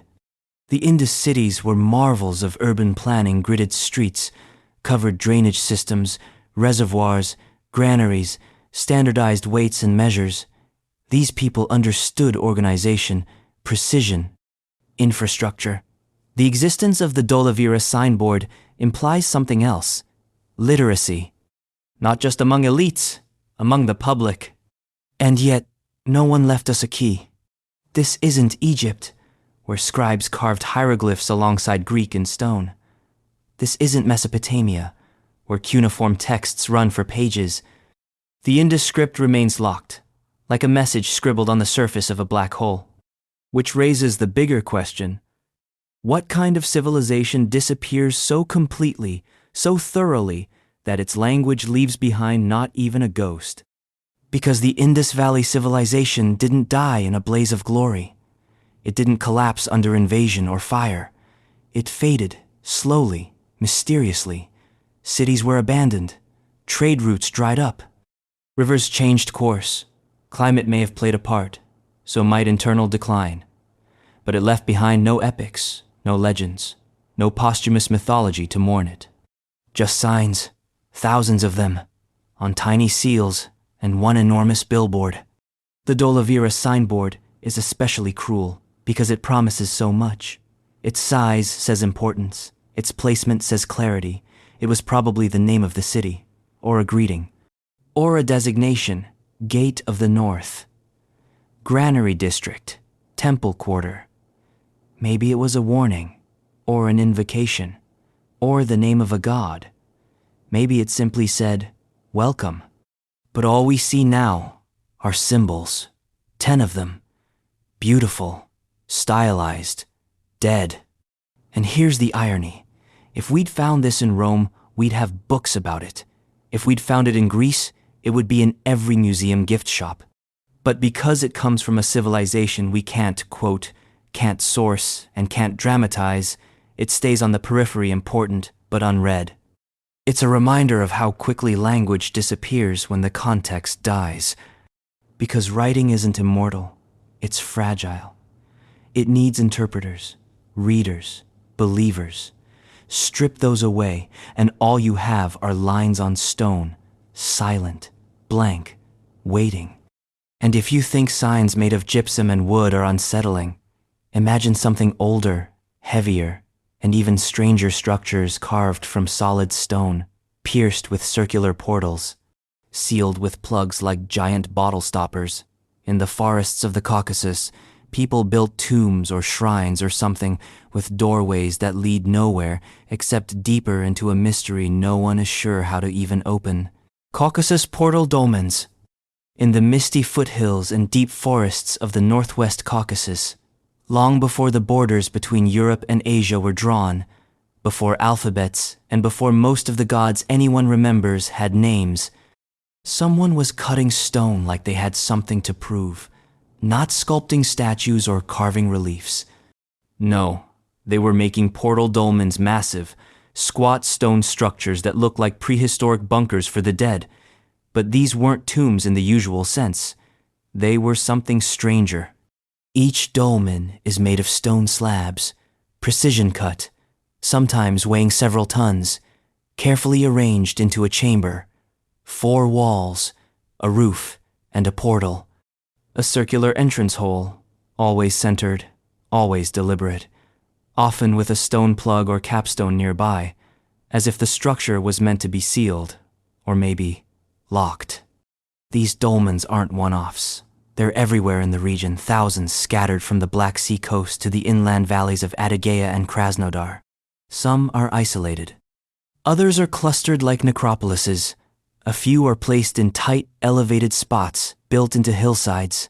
Others sit in valleys, like stone mushrooms sprouting from the ground.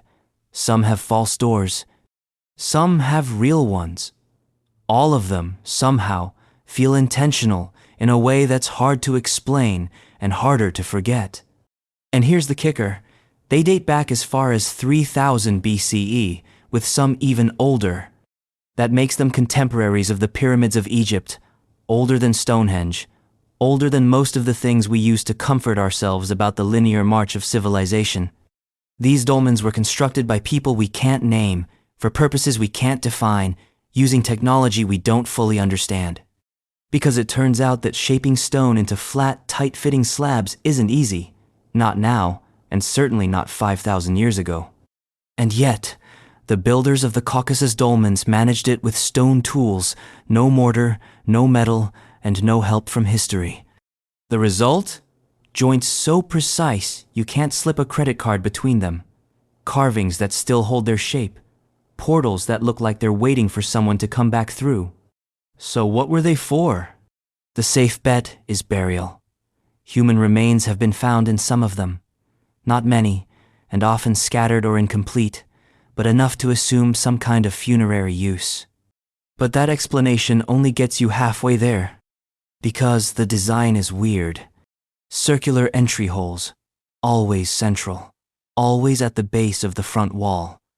Not large enough for a person to climb through unless that person is a child, or very, very dead. Which suggests that the hole wasn't for entry or exit, it was symbolic, a passage not for bodies, but for souls. In other words, a threshold. Some have speculated that these portals were used in ancestor rituals. Maybe people fed offerings into the chamber or whispered prayers into the dark. Maybe the dead were thought to pass in and out, not physically, but spiritually, through this opening. Maybe the dolmen was not a tomb, but a house for the dead, a place to dwell, a permanent address for spirits who needed anchoring. Others have pointed out the astronomical alignments. Some dolmens are oriented towards solstices, others towards significant lunar rise points. The consistency implies observation, even reverence. These weren't just boxes in the ground. They were aligned, measured, built with attention to sky and season. And then there's the craftsmanship. Many dolmens feature elaborate decorations, carved reliefs, cup marks, geometric patterns, spirals, swirls, grid-like motifs. Some have protrusions that look like knobs or handles. Others are so cleanly executed, so symmetrically built, that it's hard to believe they were made without iron chisels or laser levels. And yet, no advanced tools have ever been found with them. So what happened to the culture that built them? Gone. No written language, no recorded myths, no trace of their religious beliefs, no monumental settlements. Just these squat, sturdy structures and the occasional artifact, flint tools, pottery, beads. The people who carved the Caucasus dolmens disappeared into the forest of prehistory, leaving behind only the stone footprints of their obsessions. Theories, of course, abound. Some claim they were the work of an early megalithic culture that spread across Europe, eventually mutating into the builders of Stonehenge, Karnak, and the neuralgic towers of Sardinia. Others think they were purely local, a culture that emerged, flourished, and collapsed in isolation. Then there are the fringe explanations, lost civilizations, ancient high-tech societies, Atlantean refugees, and all the usual suspects. These theories are usually thrown out with a sneer, but they all point to the same unspoken admission. We don't know. We don't know how they built them. We don't know why they used the portal shape. We don't know what was buried inside or what rituals were performed around them. All we have is the silence of stone. And the feeling when you stand in front of one that you're being watched from the other side. Because the portal is always at eye level, as if something inside is looking out. And if that gives you chills, prepare yourself for the next riddle stone jars. Thousands of them, scattered across a tropical plateau in Southeast Asia. Massive, megalithic, and eerily hollow. Were they tombs? Were they offerings? Or were they containers for something we've never even considered? Whatever their purpose, one thing's certain. The plain of jars was not built to answer questions. It was built to multiply them. Plain of jars. Laos is not where most people expect to find a mystery this big. It doesn't advertise itself as a hub of ancient enigmas. But then, you reach the central plateau of Shangquang, and the ground begins to change. The hills become soft, then strange, then silent. And suddenly you're walking through a field, a plain, really where hundreds of giant stone jars are scattered like forgotten props from a story the earth stopped telling halfway through. This is the plain of jars, a megalithic landscape so surreal, so matter-of-factly bizarre, that it feels like a glitch in archaeology's operating system.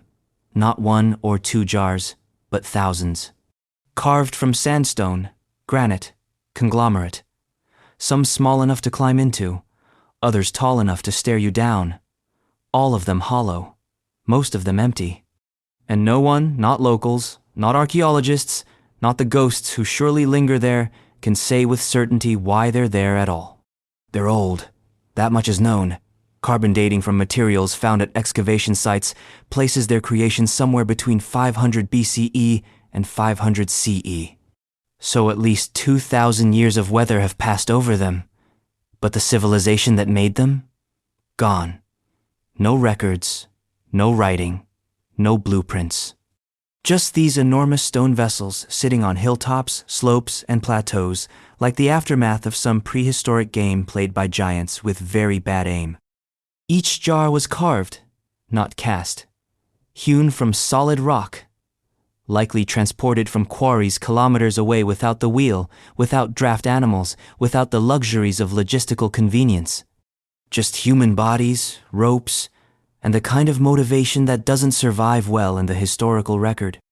What were they used for? The most accepted theory currently is that they were part of an ancient burial ritual. Excavations at several jar sites have revealed human remains, burial goods, and ceramic fragments in and around the jars. It's thought that the dead may have been placed inside the jars for a kind of exposure burial, allowing the body to decompose before the bones were collected and interred elsewhere. A tidy answer. But then you look at the jars again, their scale, their number, their alignment. Some are arranged in grids, others in loose clusters. Some point nowhere. Some appear deliberately grouped. Their lids, if they ever had any, are mostly gone, though a few stone discs lie nearby, some carved with concentric circles or faint patterns. Others look like they were never covered at all. If this was merely a practical burial system, it was theatrical. Why make it this big? Why so many? Why the stone? Why the effort? And then there's the twist. Modern technology is uncovering even more. Drones and LiDAR scans have revealed hundreds of microsites previously hidden in the forest. Small clusters of jars, often in less dramatic locations. Many have never been excavated. Some are in regions too dangerous to explore due to the leftover UXO's unexploded ordnance scattered across the area from decades of war. Which means, in a very real sense, the mystery is still buried. Local legends tell other stories. Some say the jars were used to brew rice wine for giants, specifically for a victory feast after a mythical battle. Others believe they were used to collect monsoon rain for travelers. Others still think they housed spirits, or trapped them, or released them. Myths don't aim for factual accuracy, they aim for resonance. And these jars resonate. Especially when you stand among them. There's a feeling, an eeriness that doesn't quite recede. Maybe it's the wind moving through stone mouths. Maybe it's the way they lean, cracked and settled, like old men who know too much. Maybe it's the sheer absurdity of it. Hundreds of massive hollowed stones in the middle of nowhere, built by people who left behind no books, no temples, no statues of themselves, just containers. Not for food, not for water, but for something else. And that's the most unsettling possibility, that these were made to hold something else, something that doesn't quite translate into modern categories, memory maybe, or presence, or absence. Because what is a jar, fundamentally? A space, a hollow, a shaped nothing, and the act of carving one, especially from stone, is an act of definition. It says, this emptiness matters. The plane of jars is a field of shaped voids, a geography of hollowed intention, maybe for the dead, maybe for gods, maybe for nothing at all, just the echo of a culture trying to speak in a language no longer spoken. And if you think that's uncomfortable, wait until you see what the people of the Andes were carving at a far more intimate scale, not lines for gods in the sky, but tiny geoglyphs that stretch the definition of visible itself. Found only with drones and AI, etched into the dust where no one could see them, they don't just ask why, they ask who was even supposed to notice. Nazca, Paracas, micro-geoglyphs.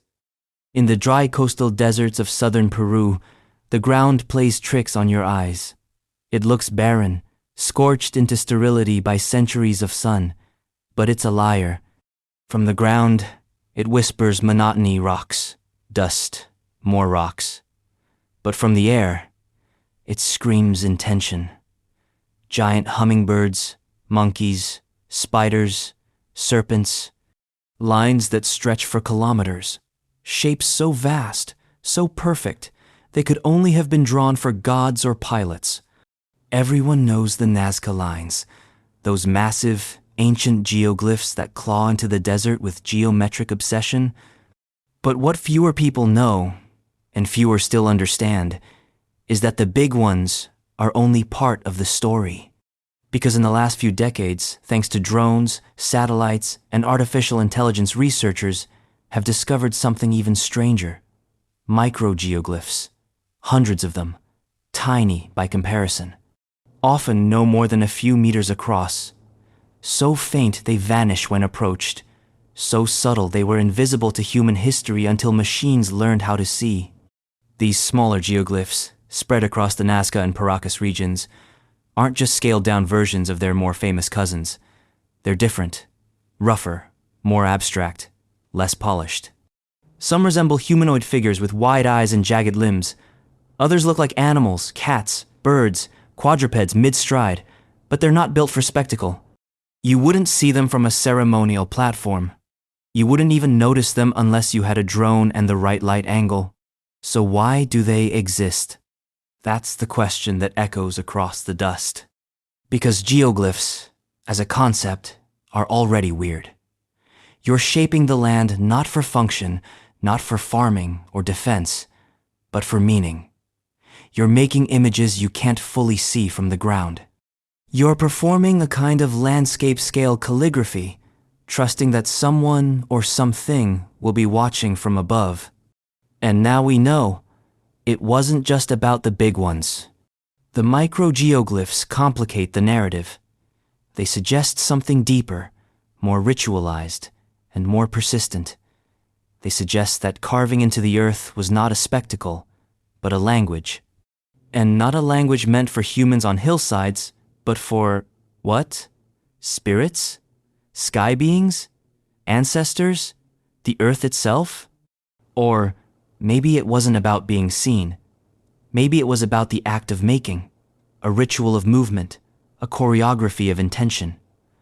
You walk the lines, you mark the shapes. You etch the ground with care, knowing it will soon be forgotten except by the gods or ghosts that live in the soil. But even that's speculation. No texts survive to explain the glyphs. The Nazca culture, like so many others, left behind ceramics, textiles, burial bundles, and mystery. No written script. No carved codebook explaining what each line or animal meant.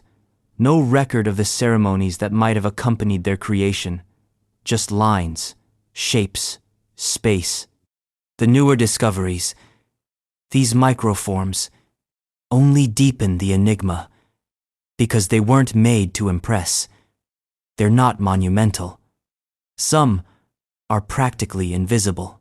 They've been found on slopes where visibility from above would have been limited. Others are etched into rough terrain as if precision didn't matter. This has led to a theory that the micro-geoglyphs are older. Prototypes, experiments, spiritual sketches done by early hands before the grand designs took over. Maybe they were tests, proof of concept. Maybe the Nazca people were developing a visual language, and these were the first sentences. Before hummingbirds, there were headless catmen. Or maybe they were something else entirely. Messages for the dead, territorial markers, ritual boundary lines, psychological maps, invisible prayers. And it's not just about size. The micro-geoglyphs often depict creatures in motion, walking, running, reaching. The figures are less precise, but more expressive. The forms are raw, frenetic. It's as if these were felt, not designed. You can imagine a person carving them alone, in silence, guided not by measurement, but by rhythm and belief. Some researchers have argued that the figures represent guardian spirits. Others see them as shamanic visions, hallucinated forms etched into reality. The Nazca were known to use hallucinogens in ritual contexts. Maybe the glyphs are the residue of those journeys, trail markers on the landscape of the mind. There's also something unsettling in their quantity. AI-assisted surveys have identified hundreds. There may be thousands more, eroded beyond recognition, erased by time, forgotten before they were ever remembered. A desert not of symbols, but of fragments, the tail end of a conversation we weren't invited to join. And that's what makes them so compelling. The Nazca lines, with their majestic scale and sweeping geometry, look like messages to the heavens. But the micro-geoglyphs, they look like notes scribbled in the margins, personal, unfinished, half-heard, as if the desert itself had been keeping a private diary, and we just now found the footnotes. We think we're looking at art, or writing, or religion, but maybe we're just staring at the outlines of lives of thoughts we'll never translate. And if the Nazca microglyphs suggest communication with the invisible, the next mystery hammers the concept of scale into your skull. Because in Lebanon, at the edge of the ancient city of Baalbek, sits a stone that dwarfs everything around it. Not a pyramid, not a monument, a block. A single, carved megalith weighing over 1,000 tons, left abandoned in its quarry, as if even the ancients eventually said, "Yeah, that's too much." Baalbek's mega-monoliths. Somewhere in the BK Valley of Lebanon, where the soil runs ancient and the stones don't care about your timelines, there is a block, a single stone, just sitting there. Carved, shaped, and abandoned in its quarry. It weighs somewhere between 1,240 and 1,650 tons, depending on whom you ask and how much disbelief you're willing to suspend.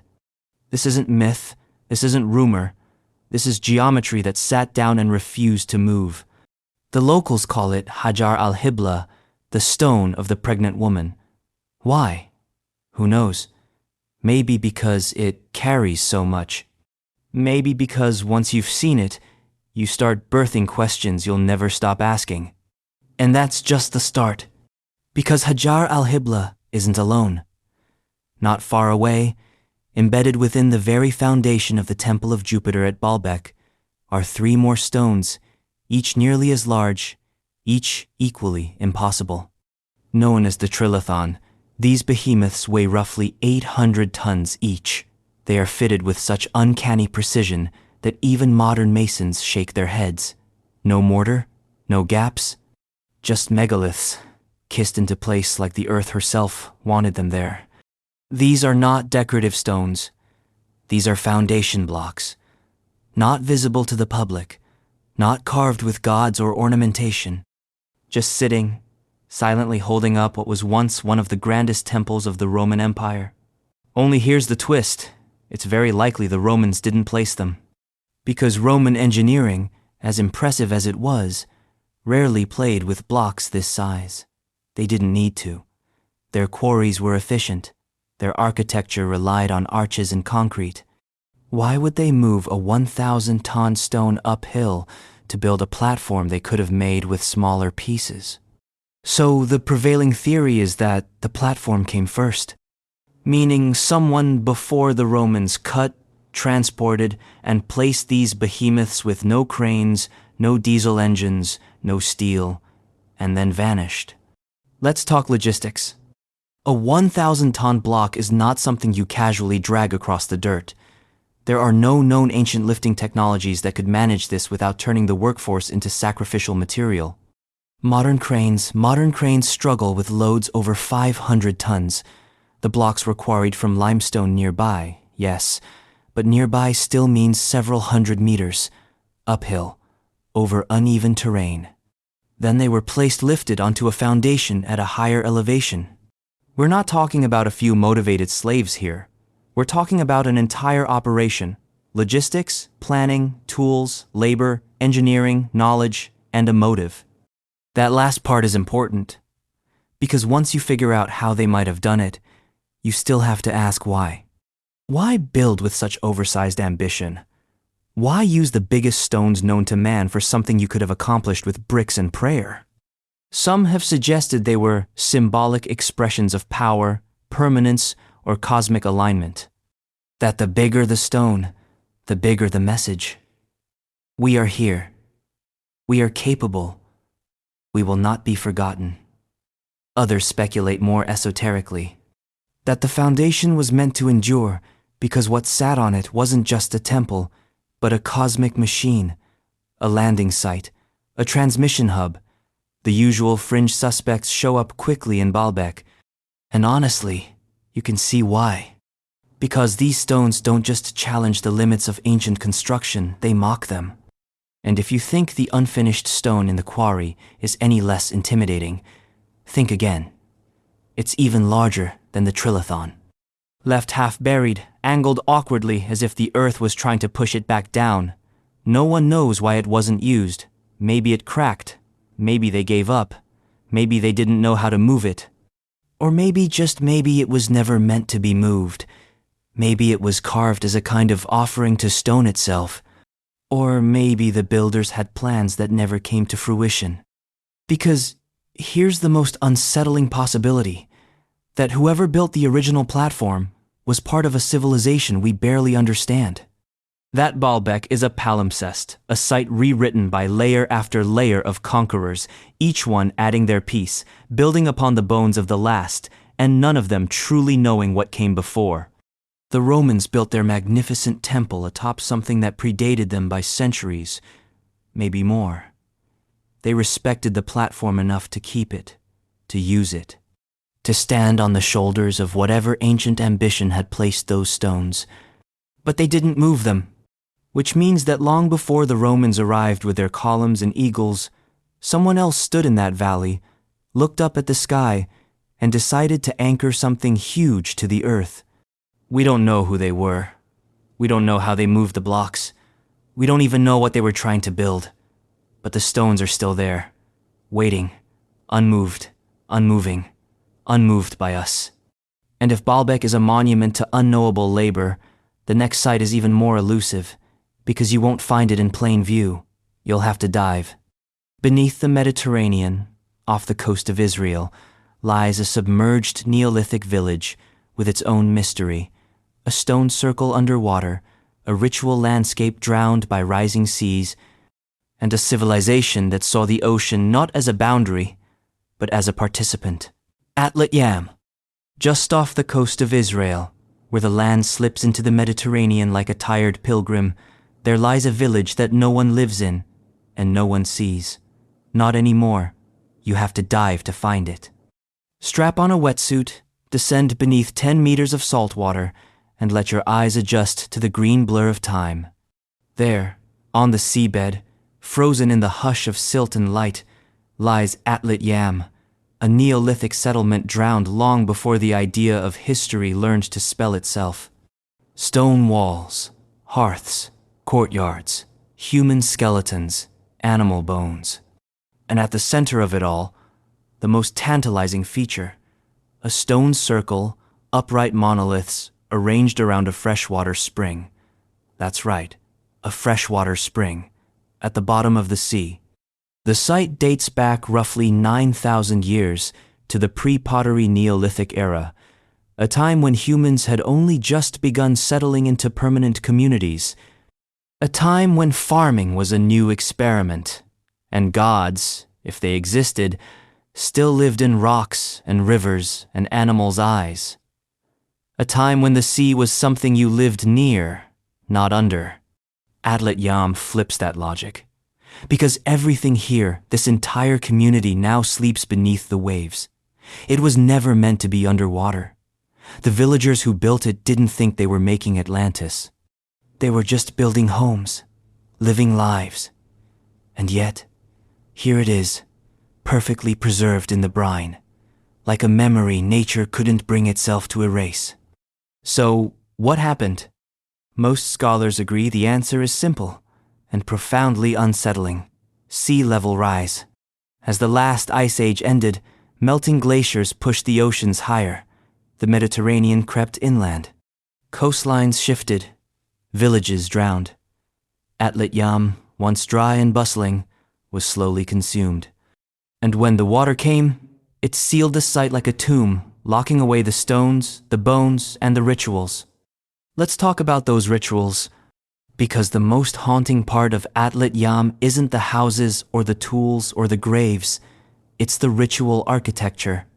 In particular, that circle of 7 stone monoliths, each weighing hundreds of kilograms, carefully placed around a spring that amazingly still bubbles underwater. The stones are scored with grooves, suggesting they were worked, not just collected. They face inward, as if attending some eternal meeting, a prehistoric seance for the gods of water. What was it for? No one knows. But the presence of the spring is everything. Even now, under the sea, you can see the fresh water rising through the sand, bubbling, purging, breathing. And once you realize that, the placement of the stones starts to feel less like architecture and more like worship. Because in a dry land like the Levant, water is religion. Freshwater springs are sacred sources of life, mystery, and transformation. It's not hard to imagine ancient people venerating the place where water rose from the ground, offering gifts, chanting prayers, asking for blessings or forgiveness. And here's where the irony gets sharp. The very water that gave the site its spiritual power is the same force that eventually consumed it, as if the gods answered the prayers too literally. You want water? Fine, all the water. But the water preserved more than ritual stones. Atlit Yam also holds the oldest known cases of tuberculosis in human skeletons. 2 individuals, one a child, both buried beneath their house floor, a practice common in Neolithic times. Their bones carry the scars of disease. Their presence is intimate, painful, a reminder that even in the fog of prehistory, people grieved. Other graves suggest more symbolic burials. One features a woman and child interred together, arms outstretched, facing each other in death. Was it maternal loss? Ritual sacrifice? Coincidence made sacred by decay? We don't know. Atlit Yam doesn't explain. It presents. And that's what makes it feel modern. Because it's not a ruin. It's a paused moment. A lived-in place, interrupted. The pots are still there. The tools are still on the floor. The hearths still contain ash. It's like someone said, back in 5, and never came back.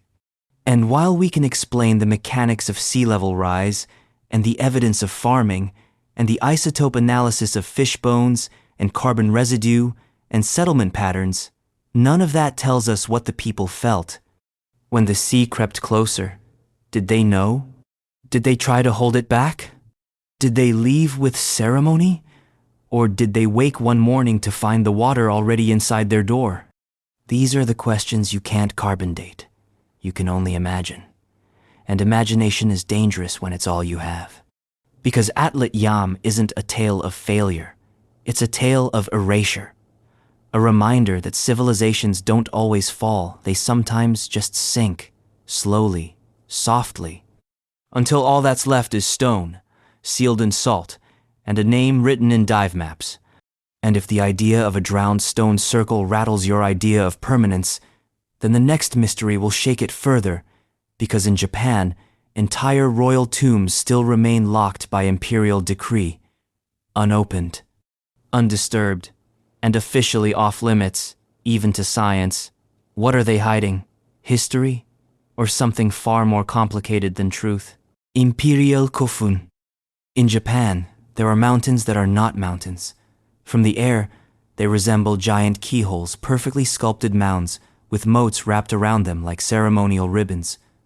These are not natural features. They're tombs, royal ones. Buried deep inside these lush green shapes are the remains of emperors, empresses, princes, and perhaps a few people we aren't supposed to talk about.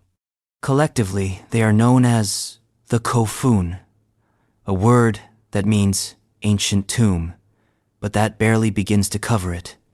There are thousands of Kofun across Japan. Many are modest small mounds, eroded with time.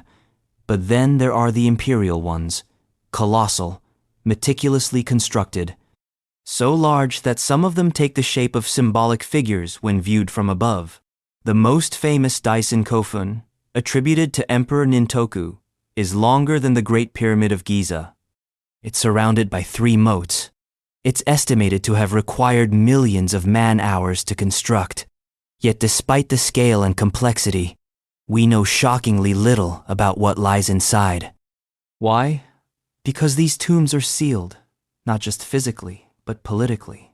For over a century, the Imperial Household Agency, the governmental body that oversees Japan's imperial family, has declared most of the keyhole-shaped Kofun off-limits to excavation. The reason given is respect. These are sacred burial grounds. The ancestors of the imperial line rest here. To disturb them would be to disturb the divine lineage of Japan's living emperors. And so they remain closed. No cameras. No archaeologists with brushes and permits. No remote sensing. No LiDAR. No DNA analysis. Just the occasional external survey, under strict supervision, that tells us little more than what's already visible from above. Earth, stone, symmetry, and silence. This policy might make sense in a spiritual or political context, but archaeologically, it's a black hole. Imagine if the Valley of the Kings were roped off because Pharaoh's descendants might still be around. Imagine if the pyramids were labeled "no entry zones" out of ancestral respect. That's what we're dealing with here. A vast, rich trove of prehistoric and early historic data sealed by a nation's reverence for its imperial past. But the mystery is even deeper. The Kofun date from roughly the 3rd to the 7th century CE, a period known fittingly as the Kofun period. It's a transitional time in Japanese history before the widespread adoption of Chinese writing, before the full emergence of centralized imperial authority, and before Buddhism reshaped the religious landscape. Which means these tombs hold secrets from a proto-historical Japan, a Japan straddling the line between myth and record. The problem? That line is blurry.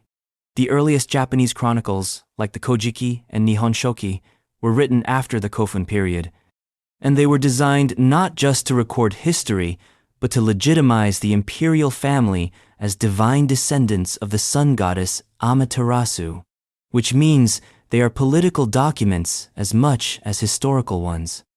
And if that sounds familiar, it's because it is. Power loves its myths. And nothing preserves power like putting your story in stone and then not letting anyone look inside. What might we find if we were allowed to excavate? Possibly grave goods mirrors, swords, beads, possibly human remains, bones that could be tested for DNA, for diet, for illness, for origin. Possibly nothing. The tombs may have been looted centuries ago, but the real treasure is context. How these tombs were built, what rituals surrounded them, whether the bodies inside match the names we've assigned them, whether the stories told in the imperial chronicles align with physical evidence or deviate. Because if they deviate, everything shifts. There are also more controversial theories that some of these Kofun might hold not Japanese emperors, but foreign elites, possibly Korean, possibly from other migratory populations. The Korean peninsula and Japan were in deep contact during the Kofun period. Trade, warfare, marriage alliances, cultures bleed across seas, whether empires want to admit it or not. DNA from within the tombs might complicate the imperial narrative, and perhaps that's the point. Sometimes the greatest mystery isn't what's hidden, it's why it's hidden. Why these mounds are visible from satellites, listed in national heritage registries, known to every schoolchild and yet off-limits to science. Why the stone and earth are public, but the truth is private. Is it respect? Or fear?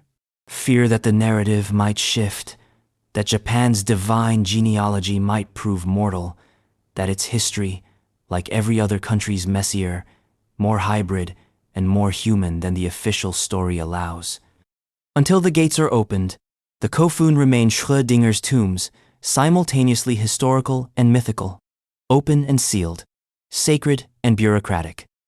And if the idea of royal secrets locked beneath sacred turf makes you uneasy, wait until you meet the clay figures that stare back at you with eyes far too large and far too modern. They're broken, stylized, and eerily lifelike. And they weren't buried in tombs. They were made to be seen. But by whom? And for what purpose? Jomon dogu. They sit behind museum glass now spotlit, catalogued, gently dusted by gloved hands. But once, the dogu were alive. Not literally, but spiritually, symbolically, emotionally. These clay figurines, made by the prehistoric Jomon people of ancient Japan, weren't just artifacts. They were avatars. Of something, of someone, of some need or fear or faith that ran deeper than words. And like all good avatars, they look human, sort of, but not quite. You've probably seen the most famous ones before: wide hips, short torsos, arms flared like wings, and those enormous, stylized goggle eyes that seem ripped from a cyberpunk fever dream. The eyes are so exaggerated, so intentionally alien. They seem to stare back through time watching us, not the other way around. Some wear what look like helmets or body armor. Others have decorative scars, breastplates, ornate hips, even what might be pregnancy bulges or medical bandages. They're broken, often intentionally. And they are everywhere. More than 15,000 dogu have been found, dating from around 14,000 BCE to 300 BCE. That's not a typo. The Jomon culture lasted over 10,000 years, making it one of the longest continuously existing cultures in human history. While the rest of the world lurched between empires, collapses, and rediscoveries, the Jomon lived in a rhythmic relationship with nature, sea, and soil. They built no great cities, wrote no books, carved no monoliths, but they made dogu over and over, for millennia. What were they? Ask 5 archaeologists and you'll get 6 theories. Some say fertility charms, especially the ones with exaggerated hips and bellies. Others say healing idols, meant to draw disease or injury away from the afflicted. Still others argue they were ritual effigies, broken intentionally as part of magic or prayer. The break lines are often precise at the neck, the limbs, the waist, not like accidental shattering, but like ceremonial sacrifice, as if the figurine had fulfilled its purpose and needed to be released. There's something deeply psychological about them. You look at one and feel its purpose, even if you can't name it. They're not decorative, they're not toys, they mean something. And the lack of written records only intensifies the question: were these religious objects, ancestral representations, magical tools, or something we haven't even invented a category for yet? Let's talk about those goggle eyes. They're huge, oversized, rounded, sometimes almond-shaped, sometimes mechanical-looking. The resemblance to modern technology, night vision goggles, bug-eyed aliens, even early sci-fi robots is uncanny. But the Jomon had none of that. No metal, no wheels, no written language. So, were they depicting masks? Eye coverings for snow blindness? Spirit vision prosthetics? Symbols of sight beyond the physical? We don't know. But the effect is chilling. The eyes lock on and do not let go. These weren't made to be pretty. They were made to witness. Then there are the pose patterns. Many dogu stand in postures that suggest invocation, offering, or dance. Some hold objects, staves, vessels, infants. Others seem to gesture pleading, commanding, warning. There's movement in the stillness. And that movement implies a role, a ritual, a purpose. But the purpose never speaks. Theories clash in the usual archaeological way. Some scholars want to root the dogu in daily life. They argue that these figurines were early expressions of gender, reproduction, survival. Others look to mythology that they represent spirits, gods, or celestial beings. Still, others suggest something darker. That the dogu weren't about life, but about death, intermediaries between the living and the dead. Some have been found in burial sites, others near hearths, sacred spaces. One theory suggests they were stand-ins for the sick, that you would create a dogu in your likeness, inflict your illness upon it, then ceremonially destroy it, transferring the affliction away from your body and into the broken clay. It's poetic, it's plausible, it's unprovable. What makes the dogu so compelling is that they were made over thousands of years by people who never thought of themselves as mysterious. To them, this was normal, routine. You made a figure, you used it, you broke it. Not every mystery is meant to be solved.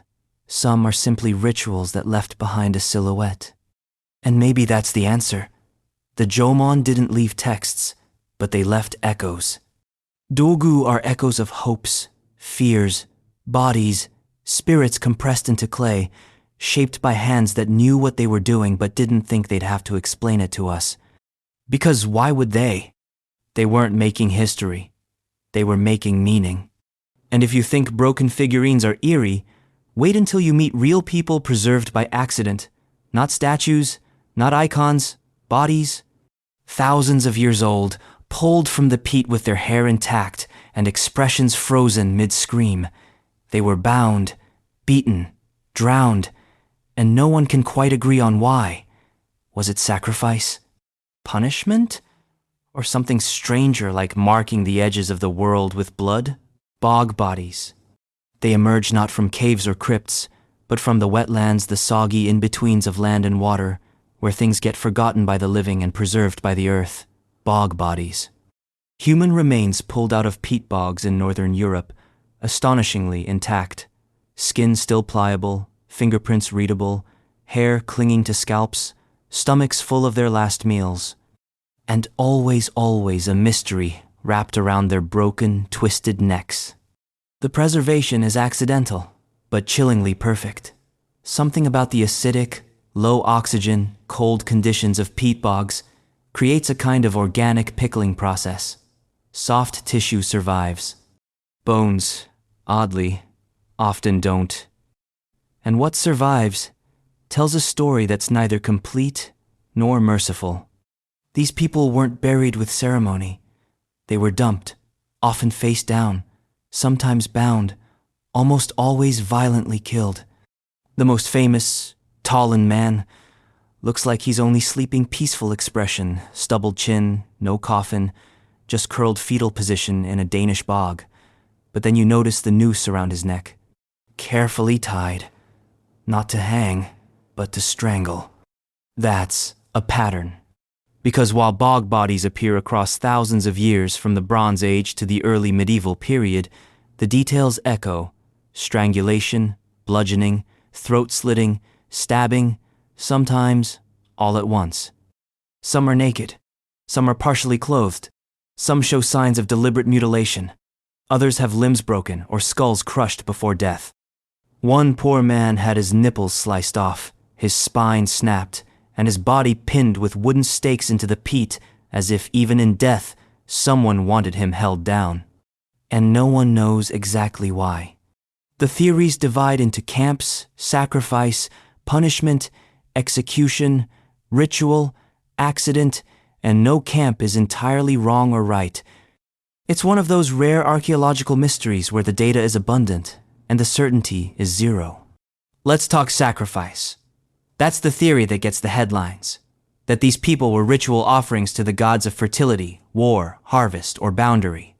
That they were slain to ensure a good crop, a favorable tide, a safe passage into the next season. The bog becomes not a disposal site, but an altar, a soft, dark wound in the land where blood could meet soil and stay.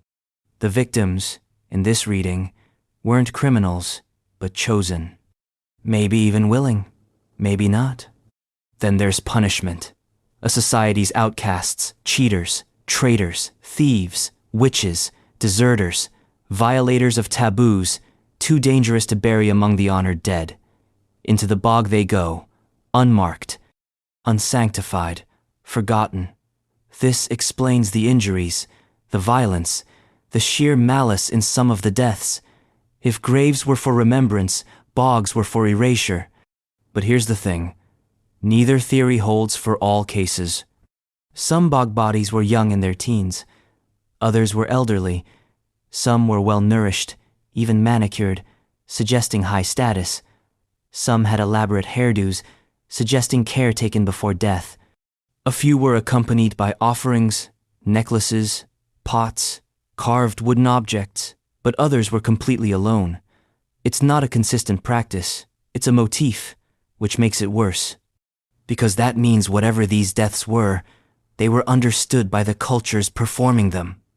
These weren't acts of random cruelty. They were legible within their context. That's what we lost. We can describe their bodies in forensic detail. We can analyze their last meals, barley porridge, wild berries, charred bread, sometimes with traces of poisonous plants that may have been part of ritual intoxicants. We can date them with precision. But we can't reconstruct the belief behind the behavior. Not fully. Some researchers have proposed the bogs themselves were seen as thresholds in between places, neither land nor water, life nor death. And what better place to offer a life to the gods than in a liminal zone, a place where boundaries blur, where transformation is possible. The perfect site for a ritual murder that isn't quite a murder. Others think the bodies were used to mark borders, the edges of tribal lands. Sacrifices pinned into the peat to spiritually guard a territory. As if to say, this is where we stop. This is who we are. That interpretation chills, because it means some of these people died so the rest could belong. And then, of course, come the modern reactions. We visit these bog bodies in museums. We peer into glass cases and gasp at how fresh they look. We marvel at their eyelashes, their fingernails, their ribs. We forget they were people. We forget they died in pain, possibly alone, possibly betrayed, possibly believing they were doing something holy. They become curiosities, science projects, mystery stories, until you stand in front of one and realize you're staring not at an object, but a decision made thousands of years ago, by people who are long dead, about a person who is still somehow here. And if the bogs hold the preserved echoes of prehistoric justice or guilt, then the next mystery brings us to the edge of fire. Because across the hilltops of ancient Scotland, stone walls were not just stacked, they were melted, not struck by lightning, not blasted by invaders, deliberately vitrified. Burned until they turn to glass, and no one knows why. Vitrified hill forts. In the wind-lashed highlands of Scotland, and in scattered pockets across northern Europe, there's a type of ruin that defies both reason and physics. At first glance, they look like your typical Iron Age hill forts, crumbling stone walls that once encircled a community or defended a lookout. But look closer, feel the stone, and something's deeply, unnaturally wrong. The rocks have been melted. These aren't just stacked boulders weathered by time. These walls have been subjected to temperatures so high over 1,000 degrees Celsius that the stone fused together, turning the fort walls into glass. This is not symbolic language. This is vitrification, the technical term for what happens when intense heat transforms solid rock into a semi-liquid, glass-like state.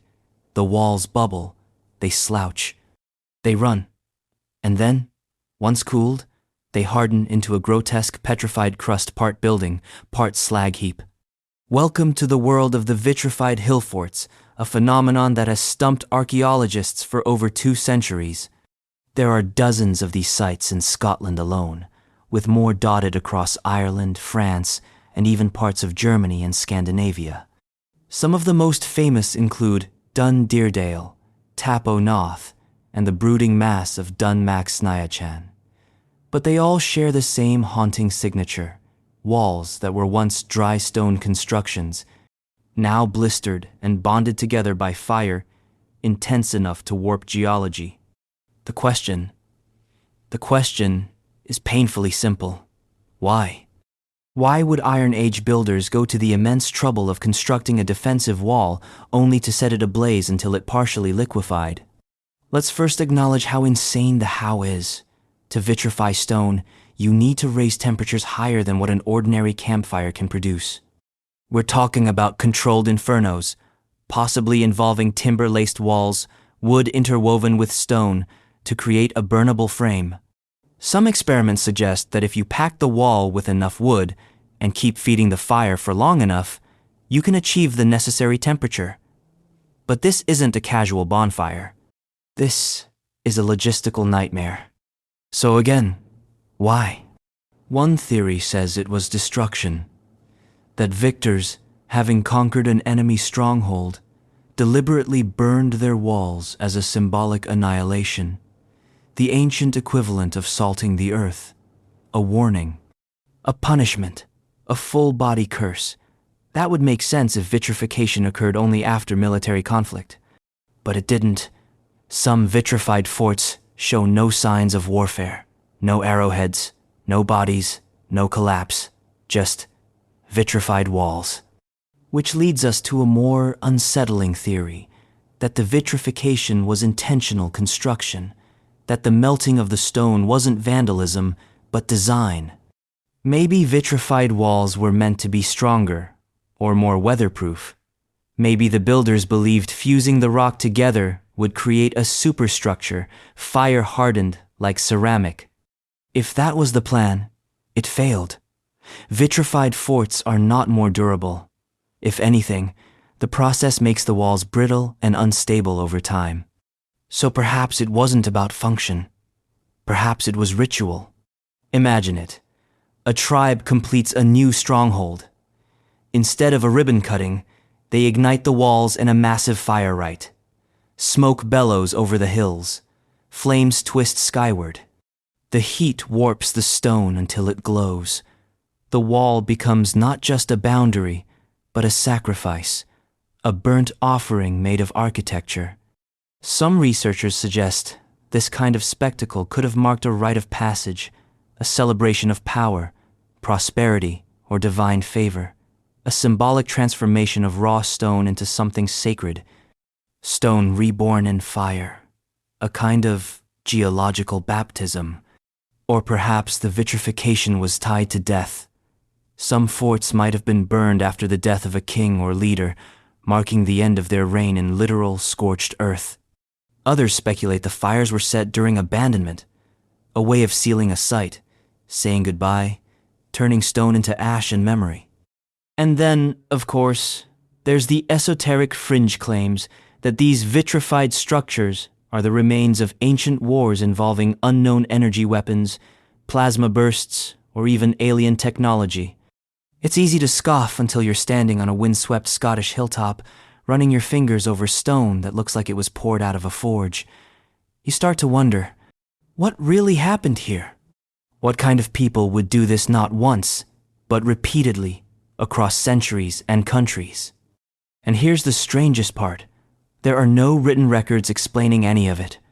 The people who built these forts didn't leave behind inscriptions, myths, or oral traditions that survived. All we have is melted stone and silence. And silence, when hot enough, hardens into mystery. So, we're left with vitrified ruins that don't fit the textbook categories. They're not wholly practical. They're not clearly religious. They weren't abandoned in panic, nor celebrated in pride. They were altered, deliberately, in a way that served a purpose we can't name. They're not ruins. They're statements. Made in fire, spoken in stone. And if you think this is as ancient and bizarre as prehistoric expression gets, hold that thought. Because just a few hundred miles away, another set of symbols is carved not into buildings or weapons, but into the earth itself. Spirals, rings, and cup marks, so densely packed and carefully incised that some researchers have called it a cosmic map. Others just call it what it is, a stone mystery so impenetrable, they reburied it to protect it from us. The Cockno Stone. Beneath a quiet patch of grass in West Dunbartonshire, Scotland, a colossal canvas of prehistoric art slumbers beneath the soil, not because time buried it, but because we did. The Cockno Stone, as it's now known, is one of the most elaborately engraved surfaces ever discovered in Europe. It measures a staggering 43 feet by 26 feet and is covered in an obsessive sprawl of symbols, cup and ring marks, spirals, radial lines, rosettes, carved footprints, serpentine grooves, each one pecked into the sandstone with unknown tools, unknown intent, and the kind of maddening precision that suggests someone cared deeply about something we'll never grasp. The stone was rediscovered in the late 19th century, hailed as a major find, then curiously reburied in 1965, not for preservation, not for ritual, but to protect it from vandalism. Because as it turns out, the most damaging force in ancient history isn't erosion or war, it's modern people with Sharpies and too much free time. That in itself is ironic. A prehistoric site designed to last forever had to be covered up to survive. Now that's a symbol. But before it vanished beneath the earth once more, it was photographed, sketched, and studied just enough to guarantee it a permanent place in the pantheon of unresolved puzzles. Because this is not casual graffiti. This is obsessive repetition. There are hundreds of carved depressions, perfect little cup marks, each ringed, some interlinked, some isolated. Some form geometric clusters, others trail off like constellations drawn in stone. It is both mathematically ordered and visually chaotic, like a map that doesn't want to be read, only observed. What does it mean? Cue the usual suspects. Theories swarm like midges. The ritual hypothesis says the carvings were ceremonial, used in rites of passage, or for connecting with the spirit world. The cup marks, in this reading, might have held offerings water, milk, blood. The rings could be zones of power, thresholds between worlds, or symbols of rebirth. A pre-literate cosmology etched into stone. The astronomical theory posits that the Cockno Stone is a celestial map. The spirals and dots line up, allegedly, with certain star clusters, lunar phases, solstices. In this telling, it becomes a prehistoric observatory, a carved sky calendar. But the alignments are too ambiguous, too speculative, to confirm. The stars don't explain the style. Others claim it's a territorial marker, a land claim, a clan sigil, a declaration of presence carved into the bedrock of an emerging agricultural society. But if so, why the repetition? Why the patterns? Why the rings, nested and flowing like ripples in time? Still others suggest it's a psycho-spiritual artifact, a map not of the stars or the land, but the mind. That what we're seeing is internal architecture, dreams, trances, hallucinations shaped into permanence, the obsessive repetition, the spirals, the meaningless that feels like meaning. It's almost psychedelic, like some ancient shaman got hold of a chisel and never looked back. Then comes the heretical possibility that it was never meant to be understood, that the act of carving was the purpose, not the result. A slow, rhythmic, meditative ritual, a spiritual labor.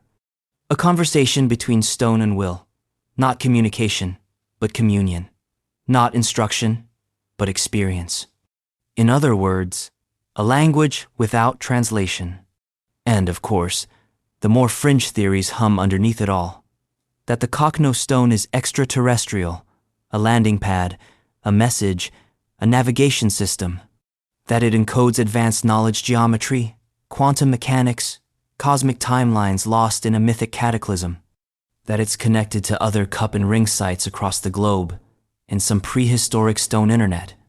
The temptation is strong, especially when you zoom out and see similar patterns in England, Spain, Italy, even India, as if humans across continents and centuries were all doodling the same unknowable diagram. But maybe that's the point.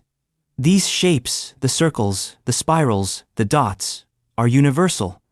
Not an explanation, but an instinct. A child, given a stick and a dirt patch, will draw spirals. Circles, lines connecting dots.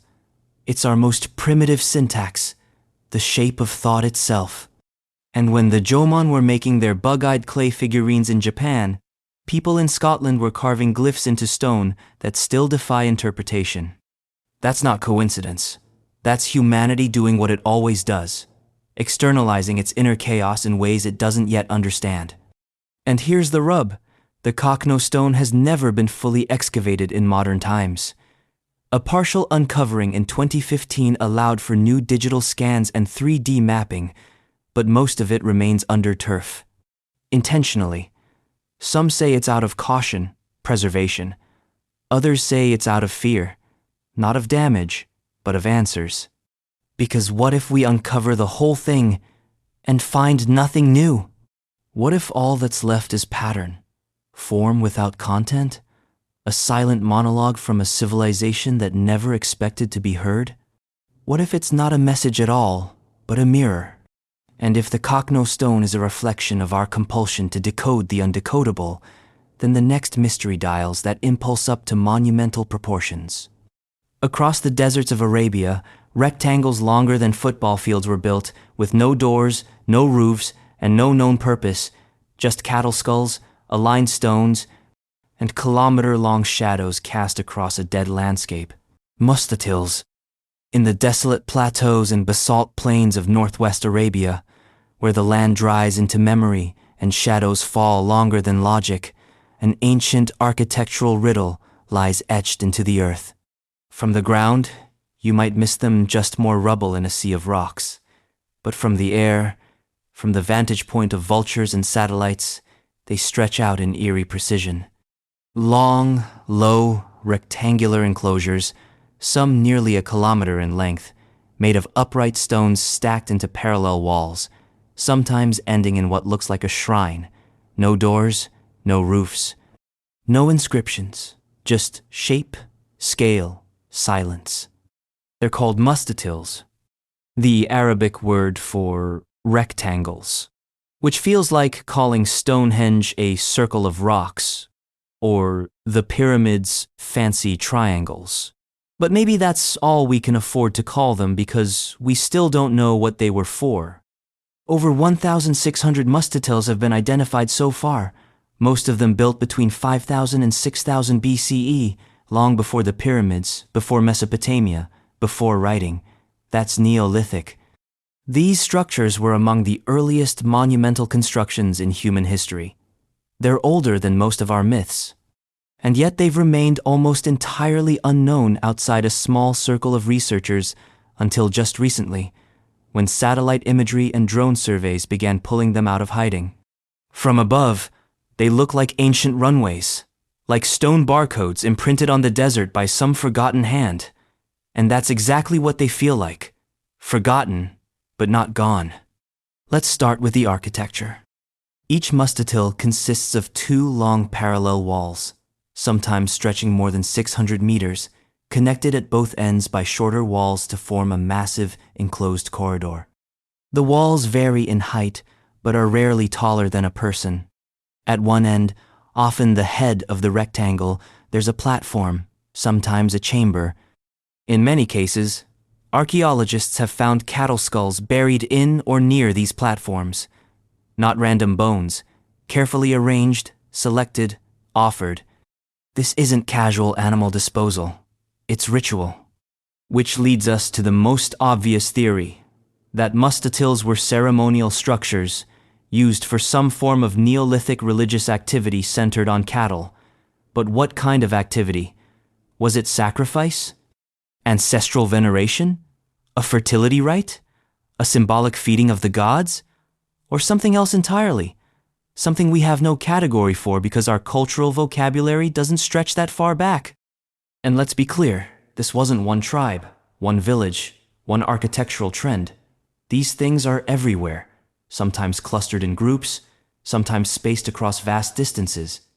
They were built by different communities over centuries, possibly millennia, which means we're not looking at a one-off, we're looking at a tradition, a sacred geography written in rock. But here's the twist. They were built in what is now an inhospitable desert, but back then, the climate was different. This was the tail end of the Holocene humid period, when parts of Arabia were greener, wetter. The land could support herding. Water flowed in seasonal streams. Grasslands stretched where now there is dust. So imagine an open, lush plain scattered with nomadic communities, cattle grazing, storms on the horizon, and in the middle of it, a mastodon, rising from the earth like a declaration. The people who built them were not kings or pharaohs. They were pastoralists, mobile, resourceful, community-driven. They didn't have cities, but they had ritual landscapes. They didn't have writing, but they had a grammar of stone. The mastodons were expressions of shared belief, shared labor, and shared mystery. And then, they stopped. Sometime after 4000 BCE, the mastodons ceased being built. The climate dried. The grasslands receded. The people moved on or vanished. No texts, no myths, no stories survived to tell us why. Just the bones of cows, the stones of belief, and 1,000 dusty rectangles lying open to the sky. Some scholars speculate the mastodons marked territory sacred or political boundaries. Others argue they were astronomically aligned, part of a celestial mapping tradition. Some see them as the earliest communal gathering spaces, proto-temples where scattered groups came together to negotiate, marry, feast, worship. And then there are the darker theories, that the mastodons were part of ritual slaughter, communal sacrifices to ensure rain, fertility, or protection. That the cattle remains are only what we found. What if human remains were once there too, now eroded, vanished? What if the mastodons are altars, not corridors? But perhaps the most haunting detail is their emptiness. Once built, they seem to have been abandoned, not repurposed, not inhabited, not buried, just left to crumble. Like candles snuffed after prayer, as if the builders believed the ritual lived in the making, not the keeping. This isn't architecture meant to last. It's architecture meant to echo. And that echo keeps ringing. Because the mastodons are not unique. Across the globe, from Scotland's stone circles to Peru's desert glyphs, humans have carved their anxieties, hopes, and cosmologies into the land. But what makes mastodons special is how early they appear and how big they dared to be. They are among the first structures to scream into the void. We were here. We believed something. We don't need you to understand. We just need you to remember. And if you think drawing rectangles in the sand is a symptom of primitive thought, the next discovery should make you sweat. Because deep in the heart of the Amazon, beneath canopies that once looked untouched, are geometric earthworks so massive and precise, they've redefined everything we thought we knew about uncontacted jungles. Amazon ring-ditch geoglyphs. When explorers first plunged into the Amazon rainforest with their machetes, their diseases, and their civilizing delusions, they told the world a story. The forest, they said, was untouched, a natural Eden, virgin land, dense, dangerous, and entirely devoid of civilization. There were people, yes, indigenous tribes, scattered and primitive, but no cities, no roads, no grand designs, just trees, vines, jaguars, and the occasional unlucky missionary. That story held for centuries, until something inconvenient started showing up in the dirt. Hidden beneath the dense green cathedral of the western Amazon, archaeologists and satellite surveys began finding geometries, perfect circles, squares, octagons, and interconnected ditches carved into the earth with maddening scale and precision. These weren't random clearings. They were designed, dug meters deep, and aligned in patterns. Ring-ditch geoglyphs, that's what we call them now, because naming things makes them feel safer, but nothing about these shapes feels safe. They stretch across hundreds of kilometers in the Brazilian states of Acre and Rondônia and parts of Bolivia and Peru. More are still being discovered, thanks to LiDAR scans peeling back the tree canopy like skin from a scar. We found over 450 so far. Some are stadium-sized. Many are connected by ancient roads, now reclaimed by forest. Some are part of larger networks clusters that suggest settlements, ritual centers, maybe even urban planning. Which brings us to the first unsettling realization. The Amazon wasn't empty. It was engineered. These geoglyphs date back 1,000 to 2,500 years, and possibly earlier. That means they were being built long before Europeans arrived, long before written history reached the continent. They were constructed by societies who left no stone monuments, no towering ziggurats, no self-congratulatory bas-reliefs, just earth, dug, and shaped with an almost stubborn humility. And then, forgotten. Because when the Spanish and Portuguese came through centuries later, they brought not just steel and horses, but disease, smallpox, measles, influenza gifts of empire. Within decades, an estimated 90% of indigenous populations were dead. The forest, left to mourn, simply reclaimed the land. Trees grew where temples once stood. Vines swallowed roads. The jungle erased the footprint of the people who once shaped it. Or so it tried. But soil remembers. In many of these geoglyphs, the earth is different. Darker, richer, engineered. Archaeologists call it terra preta, dark earth. It's an ancient, man-made soil, created by adding charcoal, bone, compost, and pottery shards. It's self-renewing. Nutrient-dense, still fertile today. Centuries later, the people who made terra preta weren't just surviving. They were farming at scale, managing ecosystems, creating sustainable agriculture in the middle of what modern science once dismissed as unfarmable jungle. That's not survival. That's civilization. And yet we still don't know their names. We don't know what they called themselves. We don't know their gods, their leaders, their stories. All we have are shapes, earthworks, ghost diagrams. So, what were these ring ditches for? Theories abound. Some say they were defensive moats and walls to protect villages from conflict, but many have no evidence of habitation, weapons, or palisades. Others say they were ritual spaces, open-air temples, places of seasonal gathering, ancestor worship, or cosmological alignment. Their symmetry seems too deliberate to be merely functional. But we have no texts, no oral traditions that survived the plagues to tell us what rituals might have happened there. Some geoglyphs align with solar positions, solstices, equinoxes, hinting at astronomical significance.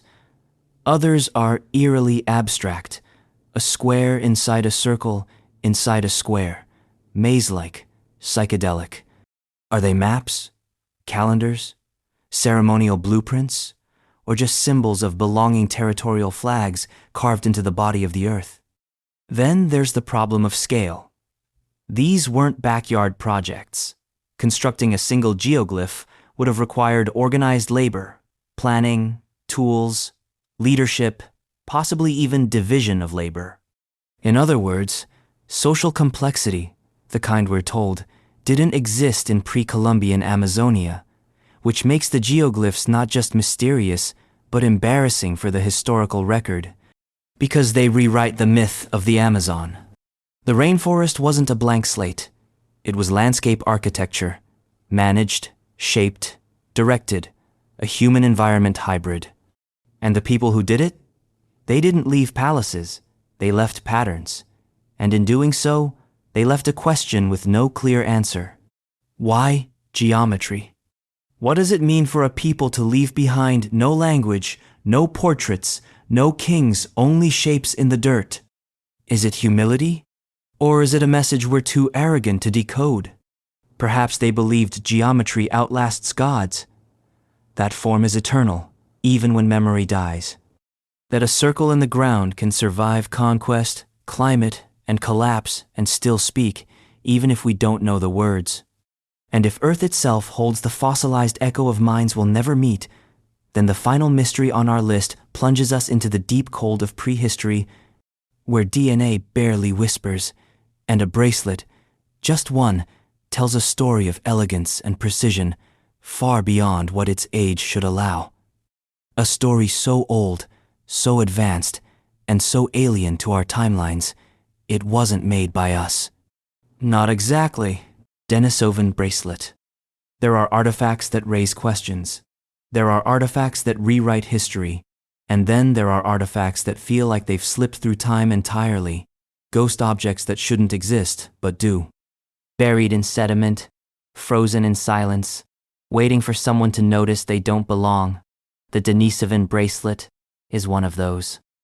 It was found in the Denisova cave, a cold hollow in the Altai Mountains of southern Siberia, an archaeological jackpot, where remains from modern humans, Neanderthals, and a previously unknown hominin, the Denisovans, were all found occupying the same space. One cave, 3 lineages, and a swirl of interbreeding that makes human ancestry look less like a family tree and more like a drunken game of telephone. And in the middle of this evolutionary traffic jam, something made a bracelet. It was discovered in a layer of earth dated to approximately 40,000 years ago. That's Upper Paleolithic. That's deep time. That's before agriculture was a twinkle in anyone's eye. And yet, the bracelet is refined, too refined. Made of chloratolite, a greenish semi-precious stone not local to the area, shaped into a polished band. It has a borehole, drilled at an angle using high rotational speed. The inner surface was smoothed, the exterior shaped with a precision that should not have existed. Not then. The sheer level of craftsmanship is staggering.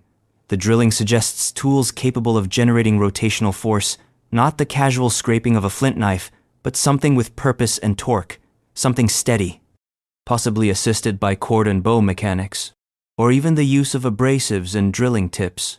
But still, this wasn't a slapdash decoration. It was precision engineering. The kind of finish you'd expect from Bronze Age artisans, not from a people who, until the 21st century, weren't even known to science. So who made it? The evidence says Denisovans, a branch of humanity so elusive that we've never found a full skeleton, just a finger bone, a tooth, a few fragments. And yet, here they are, leaving behind something that looks less like prehistoric jewelry and more like a statement piece.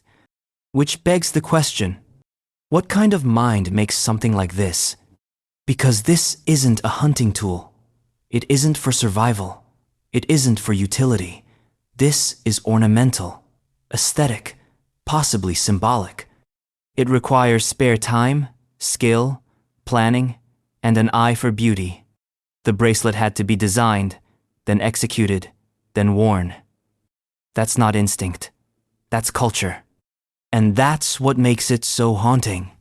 Until recently, Denisovans were invisible DNA ghosts inferred from our genomes. We didn't know what they looked like. We still don't, not really. But this bracelet is a direct transmission from their world. A whisper from an extinct intelligence that wasn't almost human, but fully something. Something with hands steady enough to polish stone, eyes sharp enough to design symmetry, and a mind complex enough to find meaning in objects that serve no direct survival purpose. You want to feel small? Imagine a world where the bracelet maker never knew us and we barely remember them. Some researchers have suggested the bracelet was ceremonial, maybe worn by a high-status individual. Others speculate it was part of a ritual ensemble, perhaps a gift, an heirloom, or even a funerary object. But like all good artifacts, it keeps its secret. There's no inscription, no accompanying body, no evidence of how it was used, only the uncomfortable knowledge that it exists. And the implications won't sit quietly. Because if the Denisovans had the craftsmanship to make jewelry like this, what else did they make? What technologies, stories, symbols, and structures have we lost to time? How advanced were they before they disappeared, or more likely, were absorbed and diluted into us? And yes, parts of them live in us. Many modern humans, especially in Asia and Oceania, carry Denisovan DNA. It lingers in our immune systems, our cells, our ability to adapt to high altitudes. They didn't vanish. They just melted into the future, into us, like a name whispered so softly it becomes a breath. Which means, in a strange way, the bracelet doesn't just belong to them. It belongs to us. A memory we don't remember making. So we end where we began, in the shadows of history, touching something we shouldn't understand, but do. 30 mysteries, unearthed but not unraveled. Each one a rupture in the story we thought we knew. Each one a reminder that history isn't a staircase, it's a maze, a spiral, a shattered mirror held together by curiosity, arrogance, and just enough evidence to keep us lost. And maybe that's the point. Maybe the past was never meant to explain itself.